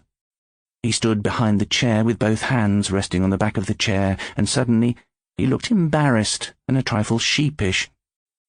"I'm sorry," he said. "I get worked up. You see how it is. Even the thought of another performance gets me worked up." And then plaintively, Would you, Miss Darlington, would you play a piano concerto with me?" "It's like children," she said, but she smiled. "No one will know. No one but us will know anything about it." "All right," she said at last. "I'll do it. I think I'm daft, but just the same I'll do it. Be a bit of a lark." "Good," Mr. Botibol cried. "When? Tonight?" "Oh, well, I don't—" "Yes," he said eagerly. "Please, make it tonight. Come back and have dinner with me here, and we'll give the concert afterwards." Mr. Botibol was excited again now. "We must make a few plans. Which is your favourite piano concerto, Miss Darlington?" "Oh, well, I should say Beethoven's Emperor." "The Emperor it shall be. You will play it tonight. Come to dinner at 7. Evening dress. You must have evening dress for the concert." "Well, I've got a dancing dress, but I haven't worn it for years." "You shall wear it tonight." He paused and looked at her in silence for a moment. Then, quite gently, he said, "You're not worried, Miss Darlington? Perhaps you would rather not do it? I'm afraid I've let myself get rather carried away. I seem to have pushed you into this, and I know how stupid it must seem to you." "That's better," she thought. "That's much better. Now I know it's all right." "Oh, no," she said. "I'm really looking forward to it, but you frightened me a bit, taking it all so seriously." When she'd gone, he waited for 5 minutes, then went out into the town to the gramophone shop and bought the records of the Emperor Concerto, conductor Toscanini, soloist Horowitz. He returned at once, told his astonished butler that there would be a guest for dinner, then went upstairs and changed into his tails. She arrived at 7. She was wearing a long sleeveless dress made of some shiny green material, and to Mr. Botibol she did not look quite so plump or quite so plain as before. He took her straight into dinner, and in spite of the silent, disapproving manner in which Mason prowled around the table, the meal went well. She protested gaily when Mr. Botibol gave her a second glass of wine, but she didn't refuse it. She chattered away almost without a stop throughout the 3 courses, and Mr. Botibol listened and nodded, and kept refilling her glass as soon as it was half empty. Afterwards, when they were seated in the living room, Mr. Botibol said, "Now, Miss Darlington, now we begin to fall into our parts." The wine, as usual, had made him happy, and the girl, who was even less used to it than the man, was not feeling so bad either. "You, Miss Darlington, are the great pianist. What is your first name, Miss Darlington?" "Lucille," she said. "The great pianist Lucille Darlington. I am the composer Botibol. We must talk and act and think as though we are pianist and composer. What's your first name, Mr. Botibol? What does the A stand for?" "Angel," he answered. "Not Angel?" "Yes," he said irritably. "Angel Botibol," she murmured, and she began to giggle, but she checked herself and said, "I think it's a most unusual and distinguished name." "Are you ready, Miss Darlington?" "Yes." Mr. Botibol stood up and began pacing nervously up and down the room. He looked at his watch. "It's nearly time to go on," he said. "They tell me the place is packed. Not an empty seat anywhere. I always get nervous before a concert. Do you get nervous, Miss Darlington?" "Oh, yes, I do, always, especially playing with you." "I think they'll like it. I put everything I've got into this concerto, Miss Darlington. It nearly killed me composing it. I was ill for weeks afterwards." "Oh, poor thing," she said. "It's time now," he said. "The orchestra are all in their places. Come on." He led her out and down the passage. Then he made her wait outside the door of the concert hall while he nipped in, arranged the lighting, and switched on the gramophone. He came back and fetched her, and as they walked out onto the stage, the applause broke out. They both stood and bowed towards the darkened auditorium, and the applause was vigorous, and it went on for a long time. Then Mr. Botibol mounted the dais, and Miss Darlington took her seat at the piano. The applause died down. Mr. Botibol held up his baton. The next record dropped, and the Emperor Concerto began. It was an astonishing affair. The thin, stork-like Mr. Botibol, who had no shoulders, standing on the dais in his evening clothes, waving his arms about in approximate time to the music, and the plump Miss Darlington, in her shiny green dress, seated at the keyboard of the enormous piano, thumping the silent keys with both hands for all she was worth. She recognized the passages where the piano was meant to be silent, and on these occasions she folded her hands primly on her lap and stared straight ahead with a dreamy and enraptured expression on her face. Watching her, Mr. Botibol thought that she was particularly wonderful in the slow solo passages of the second movement. She allowed her hands to drift smoothly and gently up and down the keys, and she inclined her head first to one side, then to the other, and once she closed her eyes for a long time while she played. During the exciting last movement, Mr. Botibol himself lost his balance and would have fallen off the platform had he not saved himself by clutching the brass rail. But in spite of everything, the concerto moved on majestically to its mighty conclusion. Then the real clapping came. Mr. Botibol walked over and took Miss Darlington by the hand and led her to the edge of the platform, and there they stood, the two of them, bowing and bowing and bowing again as the clapping and the shouting of "Encore!" continued. 4 times they left the stage and came back, and then, the 5th time, Mr. Botibol whispered, It's you they want. You take this one alone." "Oh, no," she said. It's you, please." But he pushed her forward, and she took her call and came back and said, "Now they want you. Can't you hear them shouting for you?" So Mr. Botibol walked alone onto the stage, bowed gravely to right, left, and centre, and came off just as the clapping stopped altogether. He led her straight back to the living room. He was breathing fast, and the sweat was pouring down all over his face. She, too, was a little breathless, and her cheeks were shining red. "A tremendous performance, Miss Darlington. Allow me to congratulate you." "But what a concerto, Mr. Botibol! What a superb concerto!" "You played it perfectly, Miss Darlington. You have a real feeling for my music." He was wiping the sweat from his face with a handkerchief. "And tomorrow we perform my second concerto." "Tomorrow?" "Of course. Had you forgotten, Miss Darlington? We are booked to appear together for a whole week." Oh, yes, I'm afraid I'd forgotten that." "But it's all right, isn't it?" he asked anxiously. "After hearing you tonight, I could not bear to have anyone else play my music." "Well, I think it's all right," she said. "Yes, I think that'll be all right." She looked at the clock on the mantelpiece. "Oh, my heavens, it's late. I must go. I never get up in the morning to get to work." "To work?" Mr. Botibol said. "To work?" And then slowly, reluctantly, he forced himself back to reality. Yes, to work. Of course, you have to get to work. I certainly do. Where do you work, Miss Darlington? Me? Well, and now she hesitated a moment, looking at Mr. Botibol.